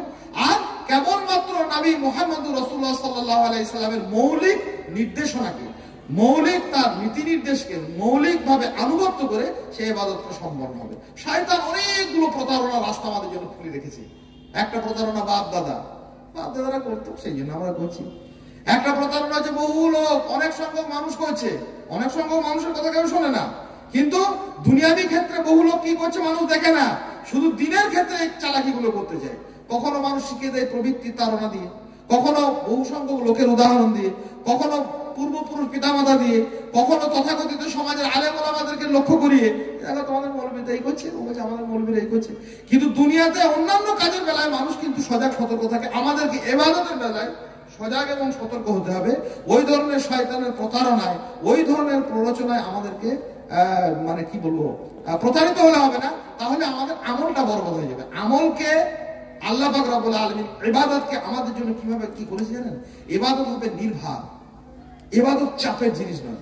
আমি বহু জায়গাতে বলি, যে জিনিস আপনার চাপ লাগছে সেই জিনিস তেমন সরে, চাপ লাগবে না। আপনার খুব কঠিন মনে হচ্ছে, কঠিন কেন মনে হবে? ইবাদতটা হচ্ছে সত্যি সত্যি আপনার জন্য নির্ভর। আর ইবাদত বাদ দিয়ে বাতিল কাজগুলো হচ্ছে অত্যন্ত ভারবাহী। কিন্তু অভ্যাস যদি আমরা করিনি খুব ভার বহানোটা, যেমন বিড়ি খাওয়াটা মনে করুন, বিড়ি খাওয়াটা একটা শিশুকে, 5 বছরের ছেলেকে ভালো করে বিড়ি টান দিয়ে বলুন না, গলায় কেশে হেঁচে নাকে মুখে পানি এসে একাকার হয়ে যাবে। কিন্তু খেতে খেতে খেতে খেতে এমন অভ্যাস করে ফেলেছে, ওই কঠিন জিনিসটা ওর কাছে সহজ হয়ে গেছে। এটা হচ্ছে ব্যাপার। ইবাদতের মূল ইবাদতের আসলিয়াতটা হচ্ছে কোনো ভার নেই, চাপ নেই। আল্লাহ নিজে বলে, লা ইউকাল্লিফুল্লাহু নাফসান ইল্লা উসআহা। কোনো ভারযুক্ত জিনিস যা বহনযোগ্য নয়, এমন ভার আল্লাহ বলেন আমি কাউকে দিই না। ভার মানুষ চাপিয়ে নেয় নিজের মাথাতে। শিরক হচ্ছে মানুষ যে ভার বহন করতে পারবে না সেটাকে মাথার উপরে চাপিয়ে নেওয়া। তাওহীদ হচ্ছে মানুষের জন্য স্বাভাবিক, এটা বইতে পারবে না। সুন্নাহর ভার হচ্ছে অত্যন্ত সহজ সরল। নবী মুহাম্মদ সাল্লাল্লাহু আলাইহি ওয়াসাল্লাম কি করে ফিতরা দিতেন? ইনাকে জিজ্ঞেস করলেন, ইনি বলেন রাসূলুল্লাহ সাল্লাল্লাহু আলাইহি ওয়াসাল্লাম এইভাবে দিতেন। উনাকে বললেন, উনি বললেন এই রাসূলুল্লাহ সাল্লাল্লাহু আলাইহি ওয়াসাল্লাম এইভাবে ফিতরা দিতেন। আমাকে বললেন, আমি বললাম। America, Bharat, Pakistan, Jordan, Malaysia, Bangladesh সব জায়গাতে একই কথা, সুন্নাহ। কিন্তু আপনার বাপের কথা শুনে যখন মনে করলেন, আপনার চাচা, আপনার দাদা, আপনার হুজুর, আপনার এলাকা, আপনার গায়ের মোড়ল, এদের কথা শুনে আপনি যখন চলতে গেলেন, তখন কি হবে? ইন্দোনেশিয়ার বেদাত আলাদা, পাকিস্তানের বেদাত আলাদা, ভারতের বেদাত আলাদা, বাংলাদেশের বেদাত আলাদা। বেদাত হচ্ছে আলাদা আলাদা, সুন্নাহ হচ্ছে একটাই। সুন্নাহ ভাবটা মেনে চলা খুব সহজ। রাসূল সাল্লাল্লাহু আলাইহি ওয়াসাল্লাম করেছেন, আকিকা কেমন করে করেছেন, কি দিয়েছেন? রাসূলুল্লাহ সাল্লাল্লাহু আলাইহি ওয়াসাল্লাম ফরজ সালাত আদায় করেছেন কিভাবে, তাহাজ্জুদ পড়েছেন কিভাবে, সুন্নাত পড়েছেন কিভাবে, হজ করেছেন কিভাবে, বিয়ে শাদী কিভাবে করেছেন, বলেছেন অথবা অনুমোদন দিয়েছেন। সহজ, এইটা হচ্ছে সহজ কাজ। কবি বলেছেন, তুমি যত ভার দিয়েছো সে ভার করিয়া দিয়েছো সোজা, আমি যত ভার জমিয়ে তুলেছি সে ভার হয়েছে বোঝা। যে ভারটা আমরা মাথার উপরে চাপিয়ে নিই ইবাদতের ক্ষেত্রে, শিরকের ভার আর বেদাতের ভার, এটা মাথায় চাপিয়ে নাও কষ্টদায়ক, বেদনাদায়ক, কঠিন, পারবেন না। বেদাত কত লোকের মানবেন, এই আজকে একরকম করছে, কালকে আর রকম করবে। শিরক আজকে একরকম হচ্ছে, কালকে আর রকম হবে। কাজে বেদাতের ভার মানুষের জন্য বহনযোগ্য নয়, এটা মনে রাখতে হবে। আর ইবাদতের ক্ষেত্রে শয়তানের প্রতারণা হচ্ছে শিরক এবং বেদাত ঢুকিয়ে ইবাদতটাকে বরবাদ করে দেওয়া। আমরা, আল্লাহ আমাদেরকে অজস্র নিয়ামত দিয়েছেন, ভেজাল মুক্ত, দূষণ মুক্ত। আমাদের ইবাদতটাকে আমরা দূষণ মুক্ত করি।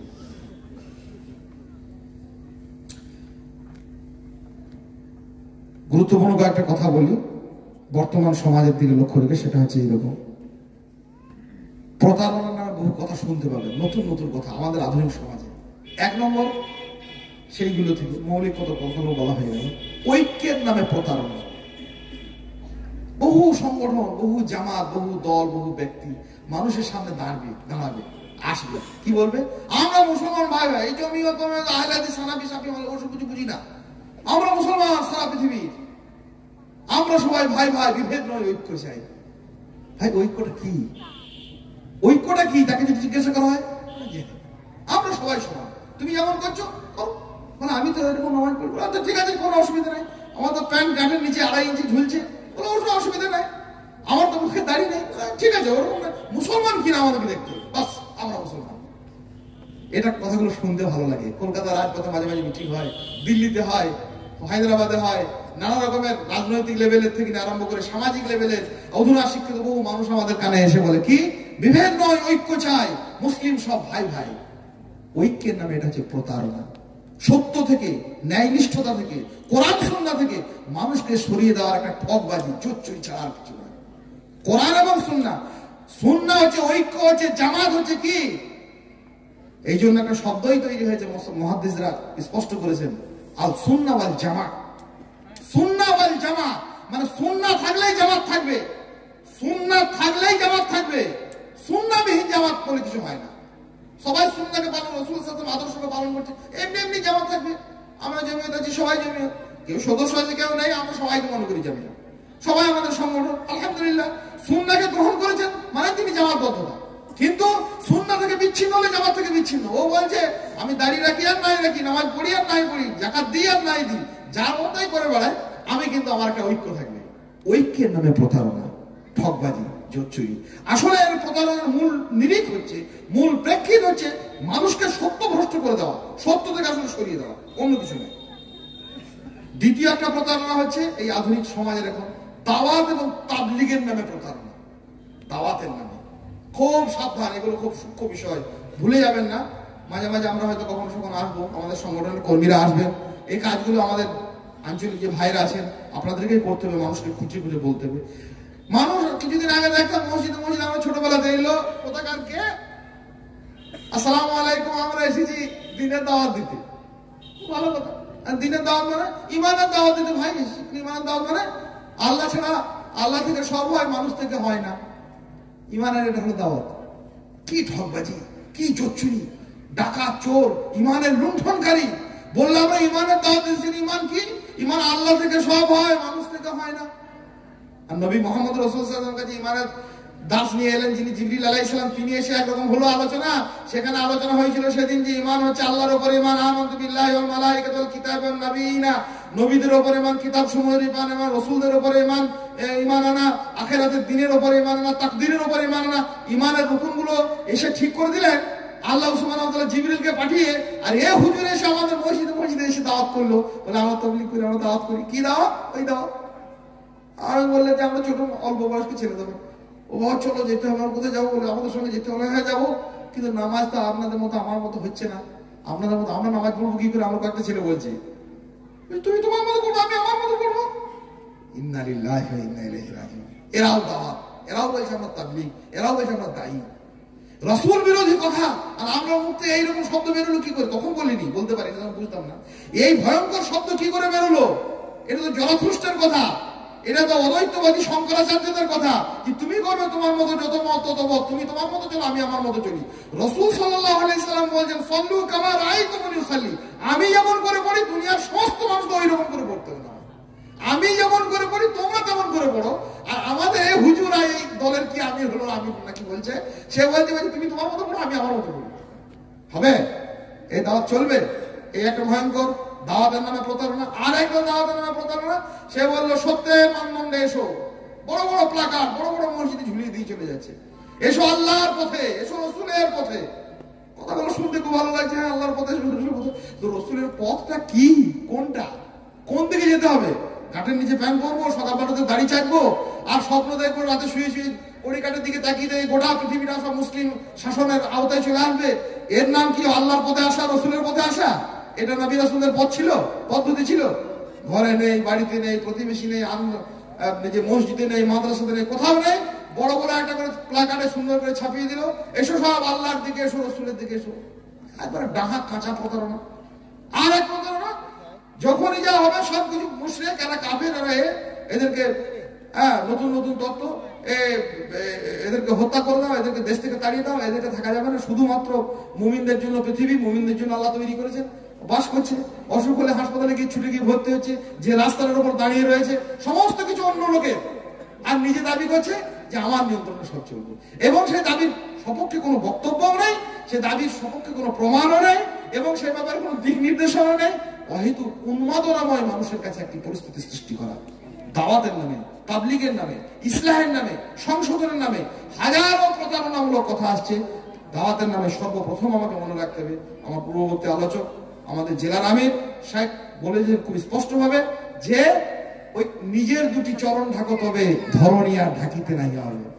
জুতো আবিষ্কার বলে একটা পদ্য পড়েছিলাম, সেখানে সেই রাজা বলছে যে দেশ থেকে ধুলোকে কি করে সরানো যায়, কারণ সকালে তখন জুতো আবিষ্কার হয় না।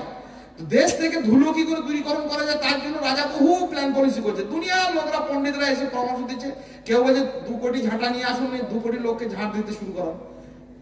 সে তো ঝাঁটা কেনা হলো, কিন্তু ঝাঁটা কিনে কি হলো, সে তো দুনিয়া তোমার ধুলোতে ভরে গেল। তখন বলে পানি ঢেলে দাও, পানি ঢেলে সে তো ধুলো মার দিকে কাদা হয়ে গেল। শেষ পর্যন্ত এক পণ্ডিত এসে বললো যে আমাদের এই রাজ্যটাকে চামড়া দিয়ে মুড়ে দাও, রাজা যেখানে বেরোবে পায়ে ধুলো লাগবে না। এত চামড়া কোথায় পাওয়া যাবে? এ তো মানুষের পিঠের চামড়া খুলে লাগাতে হবে মনে হয়। তাহলে বিপদের কথা। তখন এক চামার কুলপতি, মানে একটা বিখ্যাত জুতো নির্মাণকারী, তিনি এসে বললেন রাজামশাই আমি একটা উপায় জানি, খুব সহজে সেটাতে পায়ে আপনার ধুলো লাগবে না। বলে কি? বলে পৃথিবীটা চামড়া দিয়ে ঢাকতে হবে না, চামড়াটাকে কেটে আপনার পায়ে সাইজ করে 2টো জিনিস পরিয়ে দিই। উনি বললেন, নিজের দুটি চরণ ঢাকো, তবে ধরণী আর ঢাকিতে নাহি হবে। পৃথিবীটা ঢাকা দরকার নেই, পা দুটোকে ঢাকো। দাওয়াতের কাজে আনফুসাকুম আহলিকুম নারা, প্রথম কথা নিজে বাঁচি প্রতারণা থেকে, নিজের আলাহাল, নিজের পরিবার লোক এই বাঁচালে। এইভাবে যদি আমরা এখানে যারা রয়েছি, মা বোন যারা রয়েছেন, যারা আমরা শুনছি, প্রত্যেককে আমরা, এটাই আমাদের সাংগঠনিক লক্ষ্য, এই জন্যই জামিয়া, এই জন্য এইসব কাজ করা। আমরা নিজেরা যদি নিজেকে, নিজের পরিবারকে সবাই মিলে এইভাবে আগ্রহী হতে পারি, তাহলে দেশ দুনিয়ায় চেঁচিয়ে বেড়ানোর কোনো মানে হয় না। হাজার রকমের মানুষকে প্রতারণার এই ফানগুলো তাদের সামনে পাতাও হয় না, সহজে হয়। সহজটা কি? কু আনফুসাকুম ওয়াহলিকুম নারা, আমরা নিজেরা বাঁচবো আর নিজেদের আহলদেরকে বাঁচাবো, এটা প্রাথমিক। তারপর আস্তে আস্তে আমাদের যখন লোক সংখ্যা বাড়বে, আরো বেশি বেশি করে মানুষের কাছে বলবো, ইত্যাদি ইত্যাদি। তাহলে দাওয়াতের ক্ষেত্রে আমাদেরকে প্রতারিত হলে চলবে না, আমাদেরকে মনোযোগী হতে হবে এবং মৌলিক কাজগুলোকে খুব ভালোভাবে আমাদের করতে হবে। ভয়ঙ্কর একটা প্রতারণা আধুনিক বিশ্বে, অর্থে কেলেঙ্কারি, টাকা পয়সা না। আমাদের আলেমরা খুতবা দেন, আমাদেরকে শুনিয়েছেন দান করলে নেকি হয়। আর আমাদের কিছু ধর্ম ব্যবসায়ী আমাদের শিখিয়েছেন, আরো ভালো করে শিখিয়েছেন যে দানের মধ্যেই সমস্ত কিছু আছে। খুব মজার কথা। তাহলে কি করে মানুষ দান করবে? কিন্তু মাঝখানে আরেকটি কথা যে এড়িয়ে যায়, যে আপনার দানের থেকে আপনার সম্পদের যে খরচের ব্যাপারে আমাকে বহু নির্দেশ দিয়েছেন, বহু উৎসাহিত করেছেন। 1 টাকার জন্য আমি এইভাবে বলবো, 1টা খেজুর দিয়ে আমি জাহান্নামের আগুন থেকে বাঁচবো, এ আমাকে শোনানো হয়েছে। কিন্তু তার আগমনের রাস্তাটা কিভাবে তৈরি হয়েছে, কোথা থেকে এসেছে, ওটা নিয়ে আমার কোনো খেলদোল নেই। কারণ ওই কথাটা ধরতে গেলে মানুষ বিভ্রান্ত হয়ে যাবে। সেই জন্য সম্পূর্ণ থেকে আড়াল করা হয়েছে। ওটা নয়, শুধু তুমি আমাকে দিয়ে যাও, কোথা থেকে আনছো, চুরি করে, মাফিয়া, সিন্ডিকেট, তোলাবাজ, চিটিংবাজ, প্রতারক, গাঁজার অফিস, বিড়ির টাকা, সুদের টাকা, ঘুষের টাকা, ওসব কোনো ব্যাপার নাই। ও বলতে গেলে ব্যবসা বন্ধ হয়ে যাবে। ও বললে প্যান্ডেল হবে না, ভালো লাইট খাটানো হবে না, বক্তাদের পকেটে ফিজও ঢুকবে না, কে বলতে যাবে ঝামেলার কথা? এই চালাকি করতে গিয়ে ইবলিশি একটা প্রতারণা, একটা প্ররোচনা, যে টাকা যেখান থেকে আসছে আসুক, ওটা আমাদের বিষয় নয়, দিচ্ছ কোথায় সেটা হচ্ছে বিষয়। ভালো কাজে দিলেই তোমার সম্ভব। তাতে তুমি গাঁজার ব্যবসা করো, আফিংয়ে করো, চরসে করো, বিড়ির করো, স্মাগলিং করো, মাফিয়া হও, সিন্ডিকেট হও, তোলাবাজ হও, আমার কোনো আপত্তি নেই। আমাকে তুমি দিলেই আমি খুশি। ভয়ঙ্কর। মনে রাখবেন, অর্থের ব্যাপারে আমাদেরকে যেমন দানি হতে হবে, দাতা হতে হবে, তেমনি সব প্রথমে মনে রাখতে হবে দাতা হওয়ার অনেক আগে, যে আমার কোথা থেকে আমি দাতা হবো, কিসের, কোন অর্থ, কোন অর্থের জন্য দাতা হবো। যে খেজুরটা দিয়ে জাহান্নামের আগুন থেকে বাঁচার জন্য রাসূলুল্লাহ সাল্লাল্লাহু আলাইহি ওয়াসাল্লাম নির্দেশ দিয়েছেন, ওই খেজুরটা কি? কারো গাছ থেকে চুরি করে পাড়া খেজুর, না আমার উপার্জনে অর্জিত খেজুর? এটা ভাবলাম না। এটা ভাবলাম না বলে অনেক বিপদ হলো। কি বিপদ হলো? অর্থের ব্যাপারে আমাদের কোনো হেলদোল নেই। মসজিদ আমরা 1 লাখ টাকা পাথর লাগিয়ে দিতে পারি, 2 লাখ টাকা মিনার করে দিতে পারি, কিন্তু পাশের বা প্রতিবেশী ভাইটার হকটাকে মেরে নিতে পারি ইচ্ছে করে। খুব সহজে পাশের প্রতিবেশীর হককে আমি নষ্ট করতে পারি, অথচ হক নষ্ট করার জন্য আমার সমস্ত রাস্তা অবরুদ্ধ হয়ে যাবে। কিয়ামতের দিন আমার নেকি থেকে দিতে হবে, আর হয় তার পাপ, না হলে তার পাপ থেকে নিতে হবে। তাহলে অপরের অধিকার মেটানোটা যে আমার কাছে অনেক দায়বদ্ধ, অপরের অধিকারে হস্তক্ষেপ করা আমার জন্য যে অনেক বড় বিপজ্জনক। এই দানের সূত্রে, দানের প্রবাহে, দানের স্রোতে, আর দাতাদের নিয়ে যারা গজল গেয়েছে, দোয়া করেছে, তাদের এই মানে প্লাবনে আমরা সব ভুলে যেতে বসেছি, আমরা প্রতারিত হচ্ছি। খুব মনে রাখতে হবে, সম্পদ আল্লাহ নবী মুহাম্মদ রাসূলুল্লাহ সাল্লাল্লাহু আলাইহি সাল্লামকে আল্লাহ সুবহানাহু ওয়া তাআলা স্পষ্ট করে দিয়েছেন উম্মতকে এবং তার বান্দাদেরকে, যে সম্পদ হচ্ছে প্রথমত আল্লাহ, এবং আল্লাহর সমস্ত সম্পদ আল্লাহ কিনে নিয়েছেন মুমিনদের কাছে। ইন্নাল্লাহা আশতারা মিনাল মুমিনিনা আমওয়ালাহুম ওয়া আনফুসাহুম বিআন্না লাহুমুল জান্নাহ, জান্নাতের পরিবর্তে সমস্ত সম্পদ কিনে নিয়েছে। সম্পদ আসছে কিভাবে আর যাচ্ছে কিভাবে? মিন আইনা তাসাবা ফিমা আনফাকা, কোন দিক থেকে এলো আর কোন দিক থেকে গেল। কিয়ামতের মাঠে আল্লাহ তাআলা কদমে বিন আদম, যতক্ষণ পর্যন্ত এই পা দুটো নড়াতে পারবে না, 50,000 বছরের দিনে এই পা দুটোকে এইরকম স্থির হয়ে দাঁড়িয়ে থাকতে হবে। 50,000 বছর দিনে দাঁড়িয়ে থাকতে হবে, যতক্ষণ না পর্যন্ত আপনি হিসাব দেবেন যে অর্থটা এসেছিল কোন দিকে আর গিয়েছিল কোন দিকে, দুটোই। এই ব্যাপারে আমরা এত উদাসীন কেন? কোথা থেকে আসছে, কোথা থেকে না আসছে, মাথায় টুপি নিচ্ছি, দাঁড়িয়ে রাখছি, নামাজ পড়ছি, কেউ জমিয়ত করছি, কেউ মসজিদ করছি, কেউ মাদ্রাসা করছি, মনে করছি আল্লাহ মাফ করনে ওয়ালা। খুব বিপজ্জনক। এটা শয়তান অসসা দিচ্ছে। আর শয়তানের অসসা অর্থের ব্যাপারে সব থেকে ভয়ঙ্কর সেটা কি? আর শয়তান ইয়াইদুকুমুল ফাকরা ওয়া ইয়ামুরুকুম বিল ফাহশা। আল্লাহ বলছেন শয়তান তোমাদেরকে ভয় দেখায়। কিসের ভয়? ফাকর, গরিবের ভয়, দরিদ্র হয়ে যাবে।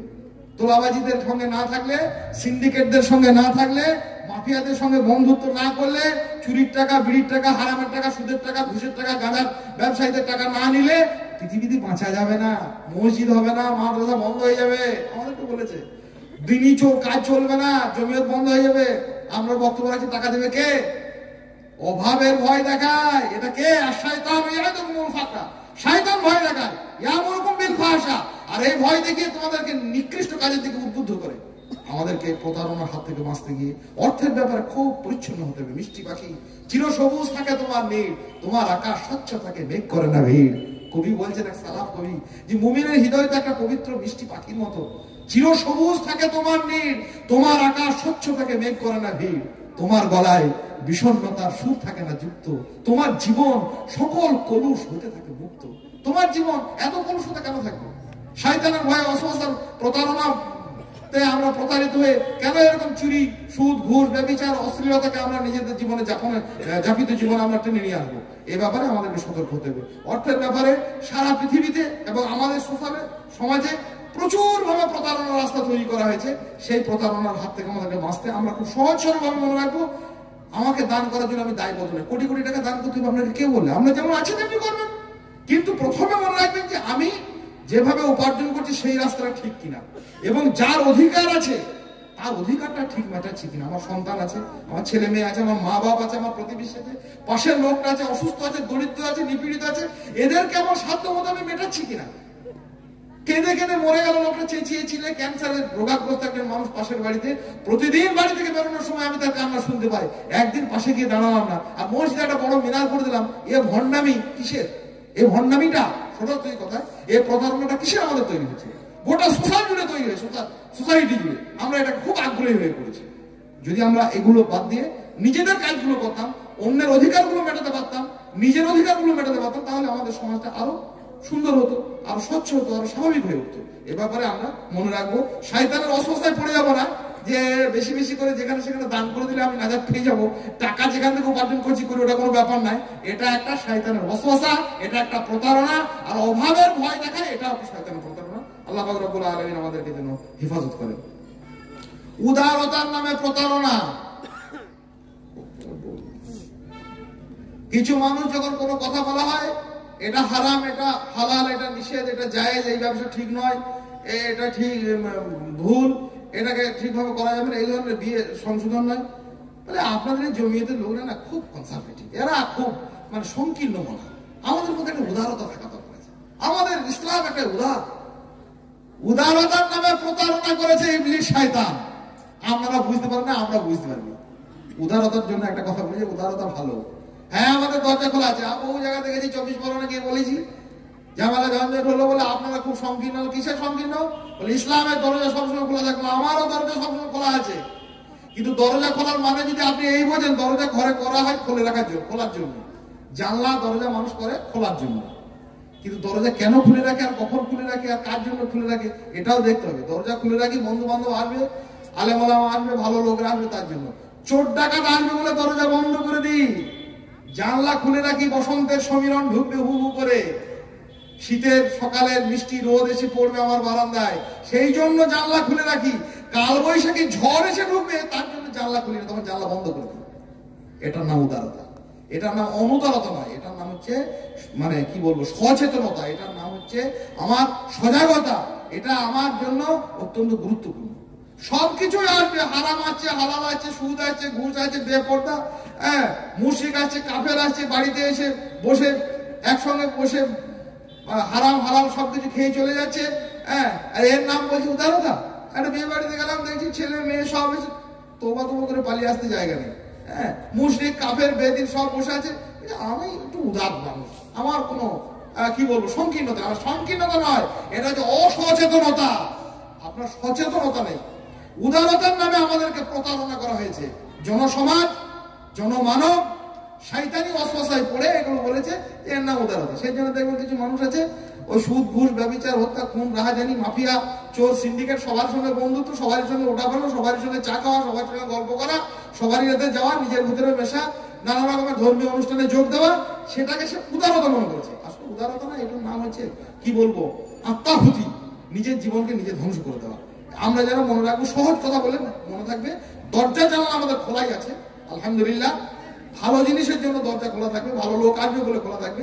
চোর ডাকাতের জন্য দরজা বন্ধ করতে হয়, তালা লাগাতে হয়। আলো বাতাস আসার জন্য জানলা খোলা থাকবে। ওই কালবৈশাখী ঝড়ের জন্য জানলা বন্ধ করে দিতে হবে। এটা হচ্ছে টাটকা কথা, সোজা কথা, মনে থাকবে ইনশাআল্লাহ তাআলা আজিজ। উদারতার দ্বারা এইভাবে আমরা যেন প্রতারিত না হই, এটা আমাদেরকে মনে রাখতে হবে। শেষ একটি কথা বলে দিই, সেটা হচ্ছে আমাদের সমাজে খুব চলছে বিরোধিতার নামে প্রতারণা, ইসলাহের নামে প্রতারণা, সমর্থকের নামে প্রতারণা। শয়তানি ওয়াসওয়াসা যত দিন যাচ্ছে সূক্ষ্ম সূক্ষ্ম হচ্ছে। কিরকম? উদাহরণ না দিয়ে বলবো না। কিছু কিছু মানুষ কোরআন সুন্নাহ যারা কথা বলেন, একদম মানহাজের উপরে কথা বলেন, সালাফিয়াতের উপরে কথা বলেন, আদর্শের উপরে কথা বলেন, কোরআন এবং সুন্নাহর ভিতরে কথা বলেন, তাদেরও কখনো কখনো ভুল হয়। আমাদের বিশেষ করে সোশ্যাল নেটওয়ার্কে, মিডিয়ায় দেখবেন এই নিয়ে খুব চর্চা হয়। কুতুবউদ্দিন সাহেব একটা ফতোয়ায় ভুল করে দিলেন, আব্দুল্লাহ সালাফি সাহেব একটা ফতোয়ায় ভুল করে দিলেন, বাংলাদেশে আসাদুল্লাহ গালিব একটা ফতোয়ায় ভুল করে দিলেন, মুজাফফর বিন মহসিন একটা ফতোয়ায় ভুল করে দিলেন, সারা পৃথিবীর একটা আন্তর্জাতিক খ্যাতি সম্পন্ন বাঙালি দায়ী মতিউর রহমান মাদানী দাম্মাম একটা ফতোয়ায় ভুল হয়ে গেল। কি হলো? সোশ্যাল মিডিয়ায় প্রচুর মানুষ বিরোধিতার ঝড় তুলে দিল, এই বলেছেন, বাজে কথা, কখনোই নয়। পৃষ্ঠার পর পৃষ্ঠা লিখতে লাগলো, হাজারো রকমের তার প্রতিবাদ শুরু হয়ে গেল। এটা তো ঠিক নয়, এটা অন্যায়। কোরআন সুন্নাহ এরা বোঝে না, এরা নিজেদেরকে সালাফি বলে, আসলে এরা সালাফি নয়, এরা হচ্ছে মূলত খারেজি, এরা মূলত অমুক, এরা মূলত তমুক। কখনো ভেবে দেখেছেন কারা করছে, কেন করছে? এর উদ্দেশ্য কিন্তু ইসলাম নয়। বলেছি প্রথমে প্রতারণার উদ্দেশ্য কিন্তু প্রথমটা হচ্ছে সামনেটা হচ্ছে খুব ভালো। এরা স্বাভাবিকভাবে যখন আমি এদেরকে বলবো ভাই ভুল বললে তাহলে বলতে পাবো না, বলতে পাবে, বলতে কোনো আপত্তি নেই, কিন্তু আপনি কেন বলছেন এইটা হচ্ছে মারাত্মক। সেদিকে ফেসবুকে একটা লিখেছে, আমি 2 লাইন লিখে দিলাম, আরে ভাই ওই যে ফতোয়া বাংলাদেশে কোনো বক্তা দিয়েছেন, ভুল দিয়েছেন ফতোয়া, সালামরা বলে দিয়েছেন হ্যাঁ ফতোয়াটা ভুল, মিটে গেল। কিন্তু আপনি যে ভুল ধরেছেন, আপনি বিড়ির টাকায়, গাঁজার টাকায়, সুদের টাকায় আপনার দিন চলে, সেই হাঁড়িটা, রসের হাঁড়িটা ওনার এক আঘাতে ফুটো হয়ে গেছে, আপনার বিদাতের হাঁড়িটাকে ফাটিয়ে দিয়েছে। সেই রাগে, সেই ক্ষোভে, সেই গাত্রদাহ, গায়ের জ্বালা মেটানোর জন্য আপনি সুযোগ খুঁজেছেন যে কবে এই সালাফি আলেমরা কোনো একটা ভুল করবে, তখনই তুলোধনা করবো। কেন? আমার অন্যায় করেছে, আমার ব্যবসা বন্ধ করে দিয়েছে, আমার এই খারাপিটাকে বন্ধ করে দিয়েছে, আমার এই ন্যাক্কার জন্য কাজটা নিষেধাজ্ঞা জারি করেছে, ইত্যাদি। আমরা ওগুলো বুঝি না, ওগুলো খুব বুঝি। সোসাইটি জুড়ে ভয়ঙ্কর ভাবে সালাফদেরকে এবং মানুষকে সালাফদের থেকে কি করা, দূরীভূত করা। কোরআন সুন্নাহর আলেম যারা শিরকের বিরুদ্ধে বলেছেন, যারা শয়তানের প্রতারণার বিরুদ্ধে বলেছেন, যারা বেদাতের বিরুদ্ধে বলেছেন, তাদের কোনো না কোনো ভুলকে জনসমাজে চাউর করে, জনসমাজে প্রকাশ করে, তাদের কাছ থেকে জনমানবের একটা বিচ্ছিন্নতা তৈরির একটা ভয়ঙ্কর খেলা আমাদের সমাজে চালু হয়েছে। এটা একটা শয়তানের প্রতারণা, এটা মনে রেখে আমরা যেন কাজ করি। হ্যাঁ, ভুল বললে ভুল, কোনো কথাই নেই। আজকের যুগে সব জায়গা থেকে আপনি মদিনা, মক্কা, কুয়েত, কাতার, দাম্মাম ফতোয়া নিয়ে আসেন, সঠিক কোরআন সুন্নাহর ভিত্তিক ফতোয়া দেওয়ার মানুষ আলহামদুলিল্লাহ অনেক আছে, কিন্তু কারোর কোনো ভুলের জন্য আসলে ওটা কথা নয়। তিনি যে এত ভালো কথা বলেছেন, সেই ভালো কথাগুলোকে বরবাদ করার জন্য, নষ্ট করার জন্য এটা একটা প্রতারণার অস্ত্র তাদেরকে ধরতে হয়েছে, এবং এ ব্যাপারে তারা খুব সক্রিয়। সোশ্যাল মিডিয়াতে এটা খুব বারবার খুঁজে পাওয়া যায়, আমরা দেখতে পাই অমুক একটা ফতোয়া ভুল করেছে, তমুক একটা ফতোয়া ভুল করেছেন। বিষয়টা হচ্ছে আপনার নোংরামি, নানা রকমের অশ্লীলতাকে বন্ধ করে দিয়েছে, সেই রাগ, সেই গাত্রদাহটাকে মেটানোর জন্য এই রাস্তা তারা ধারণ করেছে। বলে প্রতারণার কথা অনেক হলো, এগুলো কি কোনোদিন প্রকাশ হবে না? এত চালাকি মানুষ করে যাচ্ছে, প্রকাশ একদিন হয়ে যাবে ইনশাআল্লাহ। তো বটেই, এগুলো চিরকাল চাপা থাকবে না, একদিন প্রকাশ হয়ে যাবে। কিন্তু যেদিন প্রকাশ হবে প্রতারণাগুলো কে করেছিল, কিভাবে করেছিল, কেন করেছিল, সেদিন আর কোনো উপায় থাকবে না। সেই জন্য আমরা প্রতারণার হাত থেকে বাঁচার জন্য মৌলিকভাবে মনে রাখবো, দিনের উপরে অবিচল, একেবারে প্রতারণা মুক্ত দিনের জন্য অবিচল থাকার জন্য আমরা দোয়া করবো আল্লাহর কাছে। কি দোয়া করবো? নবী রাসূলদেরকে আল্লাহ যে দোয়া শিখিয়েছিলেন, রব্বানা লা তুযিগ কুলুবানা বা'দা ইয হাদাইতানা ওয়া হাব লানা মিন লাদুনকা রাহমা ইন্নাকা আনতাল ওয়াহ্হাব। হে আল্লাহ, হেদায়েত যখন পেয়েছি, হেদায়েত প্রাপ্তির পর আমাদের হৃদয়কে বক্র করে দিও না। দোয়া করব। নাজগুন ফাস্তাইজ বিল্লাহ, আল্লাহর নবী বলেছেন শয়তানের ওয়াসওয়াসা এলে তোমরা আউযু বিল্লাহ পড়বে। আমরা পড়বো শয়তানের কাছ থেকে পানা চাই, আল্লাহর কাছে আমরা আশ্রয় চাই শয়তানের নোংরামি থেকে, নিকৃষ্টতা থেকে। সমস্ত প্রতারণা একদিন ফাঁস হয়ে যাবে, কিন্তু সেদিন আমাদের কোনো উপায় থাকবে না। কাজে সেদিনের ব্যাপারে ভয় করা, যেসব প্রতারণাগুলো চলতেই থাকবে, চিরকাল এরা জয়যুক্ত থাকবে, আমাদেরকে ঠকিয়ে তা নয়, প্রকাশ হয়ে যাবে। আমরা যেন প্রতারিত বা প্রতারক কোনোভাবে যেন সেদিন না উঠি, স্বচ্ছভাবে, সহজভাবে, মুমিনভাবে আমরা যেন উঠতে থাকি। এবং এর জন্য আমাদের যে মৌলিক দায়িত্ব, সেটা হচ্ছে সজাগ সতর্ক থাকা। যে কেউ এলো, যা কিছু বললো, হা হা করে আমরা গ্রহণ করে নিলাম, এটা ব্যাপার নয়। ইলম নিতে হবে আলেমদের কাছ থেকে, ন্যায়নিষ্ঠ মানুষদের কাছ থেকে, সালাফদের কাছ থেকে, কোরআন সুন্নাহর মানহাজের যারা অভিজ্ঞ বিশেষজ্ঞ তাদের কাছ থেকে। এ ব্যাপারে আমাদেরকে সজাগ এবং সতর্ক দৃষ্টিভঙ্গি না থাকলে কখন কোন ফাঁকে বক্তব্যের, আলোচনার, নানা রকমের বাহাদুরির, চটকদারি ভাষা, এই সমস্ত ফাঁদে ফেলে আমরা প্রতারিত হয়ে যাবো, আমরা বুঝতে পারবো না। আর যেদিন বুঝতে পারবো সেদিন আমাদের কিছু কথাই থাকবে না, সেদিনটা খুব ভয়ানক। ইবলিস শয়তানের সেই ভাষণের কয়েকটি বাক্য বলে আজকে শেষ করে দিই। কিয়ামতের দিনে সব প্রতারণা যখন ফাঁস হয়ে যাবে, আল্লাহ পাক রব্বুল আলামিন জান্নাত জাহান্নাম মানুষের নির্দিষ্ট করে দেবেন, এরা জান্নাতি এরা জাহান্নামী, সব ঠিক হয়ে গেছে। যাদের উপরে জাহান্নাম মানে নির্ধারিত হয়েছে, ছুটে বেড়াচ্ছে পঙ্গপালের মতো, কার কাছে যাবো কার কাছে যাবো। এ কি দুনিয়া? হাইকোর্ট নয় সুপ্রিম কোর্টে যাবো, সুপ্রিম কোর্টে আর কোথাও যাবো? আল্লাহ নির্দিষ্ট করেই দিয়েছে জাহান্নাম কি করবে। ছুটতে ছুটতে দেখা পেয়ে গেছে আর ইবলিস শয়তানের, শয়তানকে জড়িয়ে ধরেছে। হুজুর কি হবে, কি হবে? যে জাহান্নামে যেতে হচ্ছে। ইবলিস শয়তান ভাবছে যে আমি তো আর নিজেই যাচ্ছি, তো তোরা কোথায় যাবি? তোরা যাবি। আল্লাহ অনুমতি দেবেন ইবলিস শয়তানকে সংক্ষিপ্ত একটা বক্তব্য রাখার। জাহান্নামের আগুনের পাশে লক্ষ লক্ষ কোটি কোটি কোটি কোটি মানুষ যাদের উপরে জাহান্নাম নির্ধারিত হয়ে গেছে, তাদেরকে সামনে রেখে সম্মিলিত জনতার সামনে দাঁড়িয়ে ইবলিস শয়তান একটা বক্তব্য রাখবে। আল্লাহর কাছে আমরা দোয়া করি ও বক্তব্য আমাদের যেন শুনতে না হয়, বলুন আল্লাহুম্মা আমিন। বক্তব্য খুব ভয়ঙ্কর। ইবলিস কি বলবে? ক্বালা শয়তান, শয়তান সেদিন বলবে লাম্মা কুদিয়া লাম, যখন সমস্ত হিসাব নিকাশ হয়ে যাবে, ইন্নাল্লাহা ওয়া'আদাকুম ওয়া'দাল হক। শোনো সম্মিলিত জনতা, শোনো, আল্লাহ যে ওয়াদা করেছিলেন ওই ওয়াদাটা ছিল সত্য। যে প্রতিশ্রুতি আল্লাহ দিয়েছিলেন, কি ওয়াদা? যে তোমরা যদি দিন মেনে চলো, আল্লাহকে মেনে চলো, শয়তানের ইত্তেবা না করো, রসুল এবং রসুলের অনুসরণ অনুকরণ করো, তাহলে জান্নাত পাবে। এই ওয়াদাটাই সত্য। ওয়া'আদতুকুম, ইবলিস বলবে, আর আমিও তোমাদেরকে কিছু প্রতিশ্রুতি দিয়েছিলাম, ফাখলাফতুকুম, আমার সেই ওয়াদা আমি ভঙ্গ করলাম।